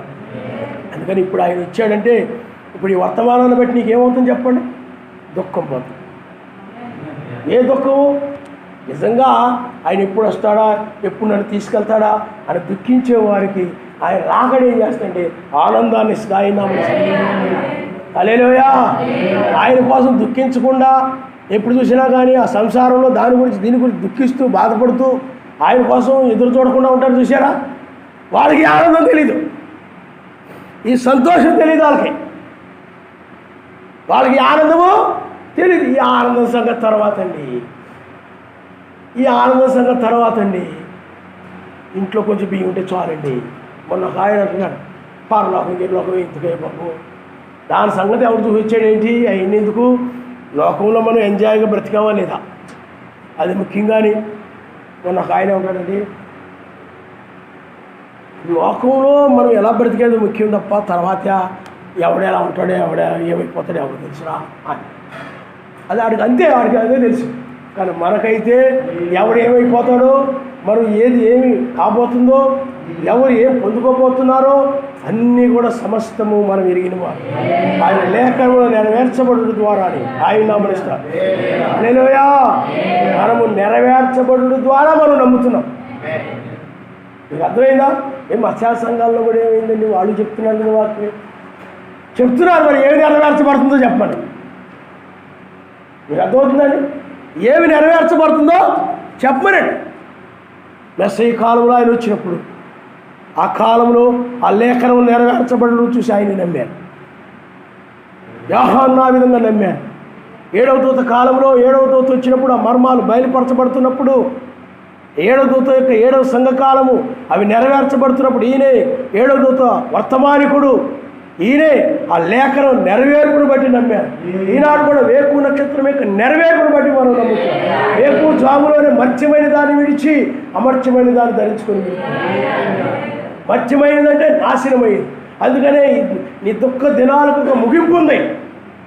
మీకు అర్థమైందా? అది ఈ సమయమే, ఈ గడియే. ఎల్లప్పుడూ ఆనందాన్ని పొందుకొని వెళ్ళడానికి ఒక సమయం ఉండదు, ఈ సమయం. అప్పుడు పిల్లరా, తర్వాత మనం హామాను గురించి ఒకసారి చదివి మనం ముగించుకుందాం. హామాను చూడండి. హామాను చూడండి అమ్మ, 7వ వచనం, 8వ అధ్యాయం 7వ వచనంలో, రాజైన అహష్వేరోషు రాణి అయిన ఎస్తేరునకును యూదుడైన మొర్దెకైకును ఇలాగు సెలవిచ్చెను, హామాను ఇంటిని ఎస్తేరుకి ఇచ్చి ఉన్నాను. అతడు యూదులను హతము చేయుటకు ప్రయత్నించినందున అతడు ఉరికొయ్యి మీద ఉరి తీయబడెను. చూడండి, ఇక్కడ ఏమైపోయింది చెప్పండి. దుష్టుడు నాశనం చేశాడు. అతని క్రియలు అతన్ని నాశనం చేశాడు. అతను దుష్టాలోచనలు అతను నాశనం చేశాడు. దుష్ట క్రియలు అతను నాశనం చేశాడు. అతడు నమ్ముకున్న మనుషులను బట్టి నశించాడు. అతడు తన భార్యను నమ్ముకున్నాడు. అతడు తన స్నేహితులను నమ్ముకున్నాడు, నశించిపోయాడు. మొర్దెకై అలా వచ్చి సత్క్రియలు కలిగి ఉన్నాడు. ఆయన నమ్ముకున్నాడు. ఎస్తేరు కూడా ఆయన నమ్ముకున్నాడు. అందరూ నమ్ముకుని ఆయన ప్రార్థించాడు. ఆయన అడిగారు, ఏం చేయమంటావు ఆయన, ఏమిటి నాయన, సహాయం చేయను ఆయన అడిగాడు. హామాను అడిగాడా? వాడలేదు. అతని జీవితంలో అది అలవాటే లేదు. అతను చాలామంది క్రైస్తవులకి అలాగ అలవాటే ఉండదు. ఎవరొకరి మీద ఆధారపడి, ఎవరొకరి సలహాల మీద, వాళ్ళ మాటల మీద, వీళ్ళ మాటల మీద ఆధారపడి బ్రతికేస్తూ ఉంటారు. అది కాదు నీ బ్రతుకు. హామానులాగా నువ్వు బ్రతకూడదు. ప్రతి విషయంలో ఆయన సన్నిధిని ఏం చేయాలి చెప్పండి? ప్రార్థించాలి. ఆయన అడగాలి. నీ వ్యక్తిగతంగా నీ జీవితానికి సంబంధించి నీతో ఆయన మాట్లాడతాడు, ఆయన నామనిస్తాడు. అలాగే సమాజం గురించి కూడా ప్రార్థన చేయాలి. అందరి గురించి నువ్వు, వాళ్ళందరూ ఆ విధంగా ప్రార్థించారు. ఎవరైనా ఏదైనా బలహీనత వాళ్ళ గురించి అందరూ కూడా ప్రార్థించారు. ఆ విధమైనటువంటిది అవన్నీ కూడా సత్క్రియలు. ఆ సత్క్రియలను బట్టి రాజవస్త్రాలు ధరించుకొని ఆ మొర్దెకై ప్రతిఫలాన్ని పొందాడు. అంటే దుఃఖ వస్త్రాలు తీసివేయబడ్డాయి, గోనె పట్ట తీసివేయబడింది, బూడిద మీద నుంచి లేపబడ్డాడు. మంచి వస్త్రాలు ధరించుకున్నాడు, రాజవస్త్రాలు ధరించుకున్నాడు. నీవు కూడా ఈ దుఃఖము ఇవన్నీ కూడా ఇక్కడ నుండి తెగిపోయి నీకు పర సంబంధమైన దాన్ని పొందుకొని రాణిగా ఆయన వస్త్రాలు ధరించుకొని మధ్యాకాశము నీవు వెళుతున్నావు. మనం వెళ్ళిపోయిన తర్వాత హామాను ఎలాగైతే ఉరికొయ్యి మీద అతను ఉరిదీయబడ్డాడో అలాగే ప్రతిగా అతడు చేసినటువంటి అతడు తలంచినటువంటి కీడుకరమైన కార్యాలను బట్టి కీడునే పొందుకున్నాడు. సర్వశక్తిమంతుడు ఉగ్రతను పొందుకున్నాడు. అదేవిధంగా లోకము కూడా వాళ్ళు చేసిన కీడుకరమైన కార్యాలను బట్టి, దుష్టక్రియలను బట్టి ప్రతిఫలం లోకం పొందుకోబోతున్నాడు. ఈ సత్క్రియలను బట్టి నువ్వు రాజవస్త్రాలు ధరించుకుంటున్నావు. ఆయన హల్లెలూయా, హల్లెలూయా. కాబట్టి ఉల్లాస వస్త్రము, పూదండ, ఆనంద తైలము, స్తుతి వస్త్రము ఆయన నామనిస్తాడు. ఇవి తీసివేయబడేవి కాదు. స్తుతి వస్త్రం అనేది తీసివేయబడేది కాదు. ఆనందం ఎప్పుడు కూడా ఆయన శరీరంలో ఆనందంతో ఉంటారు, ఉల్లాసంతో ఉంటారు. ఉల్లాసం ఎందుకు చెప్పండి? ఆయన వచ్చాడని ఆయన భార్యకి ఉల్లాసం, ఆయన నామనిస్తారు. హల్లెలూయా. మన పిల్లలు రోడ్డు మీద ఎగురుతున్నారు, ఉల్లాసం అని గంతులు వేస్తున్నారు. ఏంట్రా అంటే మా డాడీ పప్పలు తెచ్చాను, మా డాడీ పప్పు. వాళ్ళకి ఉల్లాసం డాడీ ఏదో పట్టుకొచ్చాడు అక్కడికి వెళ్ళి. నీకు కూడా ఎందుకు చెప్పండి? రాజవస్త్రాలు, ఆ యొక్క పరలోక రాజ్యం, ఆ రాజ్యం ఎన్ని తీసుకొచ్చాడని చెప్పి నీవు కూడా ఏమైపోతుంటావు అంటే చాలా హుషారుగా అయిపోతుంటావు, ఉల్లాసంగా అయిపోతుంటావు. ఆయన నామనిస్తారు. హల్లెలూయా, హల్లెలూయా. ఏరా ఉల్లాసంగా ఉన్నావు అంటే మా డాడీ నన్ను బీచ్కి తీసుకెళ్తానన్నాడని. ఏమండి? లోక సంబంధంగా వాళ్ళకి ఆ విధంగా ఉల్లాసం ఉంటుంది. పిల్లలకి ఆత్మ సంబంధంగా మనకి మనల్ని మధ్య ఆకాశానికి తీసుకెళ్తానన్నాడని ఆయన నామనిస్తారు. హల్లెలూయా. ఆ విధంగా ఉల్లాసంగా ఉన్నట్లయితే మంచిదే. ఏమండి? ఆ విధంగా ఉల్లాసంగా ఉంటే మంచిది. ఆయన నమ్మనిస్తాం. హల్లెలూయా, హల్లెలూయా. ఆయనకి విచారాలతో ఆటితో ఇటుతో బాధపడతా ఉంటే ఇదేంటండి అని అనుకుంటారా? ఆ బాధలు ఈ బాధలతో నేను ఎన్నో సమస్యతో దీనితో బాధపడతా ఉంటే ఉల్లాసం ఎక్కడి నుంచి వచ్చిందండి నాకు? ఆయన ఎందుకు నేను ఎక్కడ ఆనందించగలనండి? ఎక్కడ ఆయన స్థుతించగలనండి? బుర్రలో గిర్రని తిరిగేస్తున్నాయి అవన్నీ ఎక్కడ ప్రార్థన చేయగలనండి అంటున్నావేమో. అదే మనం ఇందాక నేర్చుకున్నాం. నీవు ఆయన ఏర్పాట్లు దయా సంకల్పంలో ఉంది. నీ చింతలన్నీ కూడా ఆయనకు అప్పగించేసి ఈ విధంగా నువ్వు కొనసాగుతుంది. రేపటి గురించి ఆలోచించక్కర్లేదు, ఎలాంటి దాని గురించి ఆలోచించాలి. అద్భుతంగా ఆయన నేను నడిపిస్తూ ఉంటాడు. ఆయన నమ్మిస్తాడు. హల్లెలూయా. మాట ఎందు క్రియ ఎందు నువ్వే పని చేస్తున్నావో క్రియ ఎందు మాట ఎందు ఆ విధంగా చేస్తూ అన్నీ కూడా ఆయనకు అప్పగించి ఉల్లాసంగా ఉండు, ఆనందంగా ఉండు, స్తుతిస్తూ ఉండు, పూదండతో ఉండు. ఆయన నమ్మిస్తాడు. హల్లెలూయా, హల్లెలూయా. చూడండి పిల్లరా, మొర్దెకైని లేపాడు ఆయన రాజుగా, రాజవస్త్రాలు ధరించుకొని. అలాగే నిన్ను కూడా ఉన్నత స్థితికి ఆయన లేపుతాడు. అందుకే ఆయన వచ్చాడు. రాజుగా ఉన్నత స్థితికి వెళ్ళాడు. దాని గురించి ఇంకా మనం చెప్పుకుంటూ వెళితే సమయం చాలంతవరకు చాలు.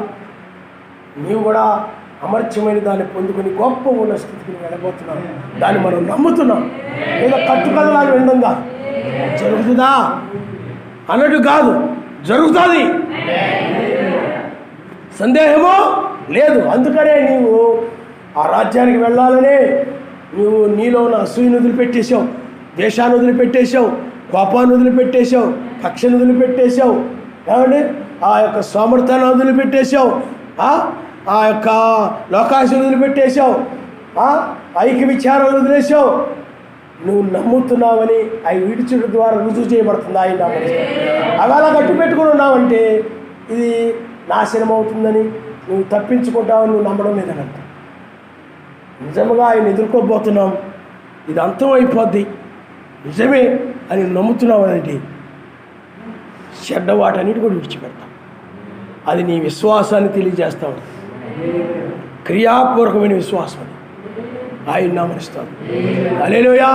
అవి అలాగే అట్టి పెట్టుకుని ఉండి నువ్వేదో వాక్యం ఇంటి పర్లకు వెళ్ళిపోతాను హల్లెలూయా అని అంటున్నావు అనుకోండి, అవి నీలో పోకుండా అది క్రియలు లేని విశ్వాసం, ప్రాణం లేని శరీరం లాంటిది, చచ్చిన శవంతో కూడా విశ్వాసం. అలాంటి వాళ్ళు ప్రమాదంలో పెడతారు. నువ్వు నమ్మితే సత్యమని నువ్వు నమ్మాలి. ఆయన నమ్మాలి. హల్లెలూయా. నువ్వు నమ్మిన దాని ప్రకారము జీవించాలి. అది క్రియాపూర్వకమైన విశ్వాసం. నమ్మి జీవించకుండా ఉంటారు చూసారా, అది క్రియలు లేని విశ్వాసం. నేను నమ్ముతున్నానండి వేకు నక్షత్రాల గురించి, తెల్లవారుజామని నమ్ముతున్నానండి అని నీలో కనుక లోకాశలు ఐక్య విచారణ ఇవన్నీ పోలేదనుకోండి, అప్పుడు నీవు నమ్మలేదని అర్థం. ఆయన నమ్మావు తప్ప నిజంగా నువ్వు నమ్మితే అవన్నీ విడిచిపెడతావు. లోతు నమ్మాడు, సొదొమ గొమొర్రా పట్టణాలు కాలిపోతుంది. నమ్మాడు కాబట్టి విశ్వసించాడు. విశ్వాసం ఎలా తెలియజేశాడు చెప్పండి? వాడు విడిచిపెట్టడం ద్వారా విశ్వాసం వ్యక్తపరచబడింది. ఆయన నమ్మకం. హల్లెలూయా. పాపాత్మురాలైన స్త్రీ వచ్చింది. ఆమె ఆయన పాపముల నుండి విమోచించగలిగిన వాడు, క్షమించగలిగిన అధికారం కలిగిన వాడు. ఆమె నమ్మింది. ఆ నమ్మినటువంటి ఆమె తన విశ్వాసాన్ని ఎలా చూపించిందనంటే పాపపు జీవితాన్ని విడిచిపెట్టడం ద్వారా ఆమె విశ్వాసగా రుజువు చేయబడింది. ఆయన నమ్మనిస్తుంది. హల్లెలూయా.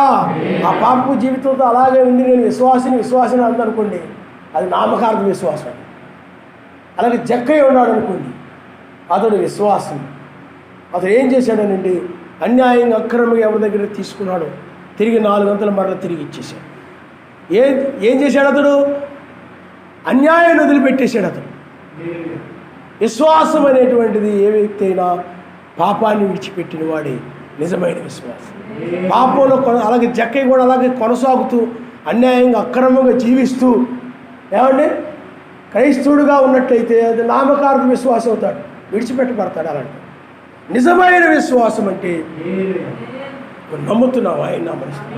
తల్ల ఉంచుకోండి, మనం ప్రార్థన చేసుకుందాం. హల్లెలూయా. ఎవరికి తగిన ప్రతిఫలాన్ని ఆయన ఇచ్చాడు. నీతి క్రియలు తగిన వారికి ఏ ప్రతిఫలం ఇవ్వాలో ఆయనకు తెలుసు. దుష్టక్రియలు కలిగిన వ్యక్తికి ఏ ప్రతిఫలం ఇవ్వాలో ఆయనకు తెలుసు. ఎవరికి ఇవ్వాల్సిన ప్రతిఫలాన్ని వాళ్ళకి ఇచ్చాడే. నీవు కూడా నీ క్రియలను బట్టే మొర్దెకాయి వలె ఉంటే, నీవు మొర్దెకాయి వలె ఉంటే, నీ ఆలోచన, నీ జీవితము, నీ భక్తి జీవితము మొర్దెకాయి వలె ఉంటే, నీవు మొర్దెకాయి వలె సత్క్రియలు కలిగి ఉంటే నీవు రక్షించబడతావు. రాజవస్త్రాలు ధరించుకుని ఆయన ఎదుర్కొంటావు మధ్యాకాశం. నీవు హామాను వలె ఉన్నావు అనుకో, వాళ్ళ మీద, వీళ్ళ మీద, సహోదరుల మీద, అలా సమాజంలోని వారి మీద హామాను వలె నువ్వు ప్రవర్తిస్తూ, తిరగబడుతూ, దురాలోచనలు చేస్తూ, నా తడాకేదో చూపిస్తాను అన్నట్టుగా నీవు హామాను వలె ఉన్నట్లయితే, వాళ్ళ మీద, వీళ్ళ మీద హామాను కక్ష కట్టాడు. నీవు కూడా ఎవరొకరి మీద ఆ విధంగా హామాను వలె ప్రవర్తిస్తూ ఉన్నట్లయితే ప్రమాదంలో పడిపోతాడు. హామానులో ప్రేమ లేదు, సహోదరు ప్రేమ లేదు. హామానులో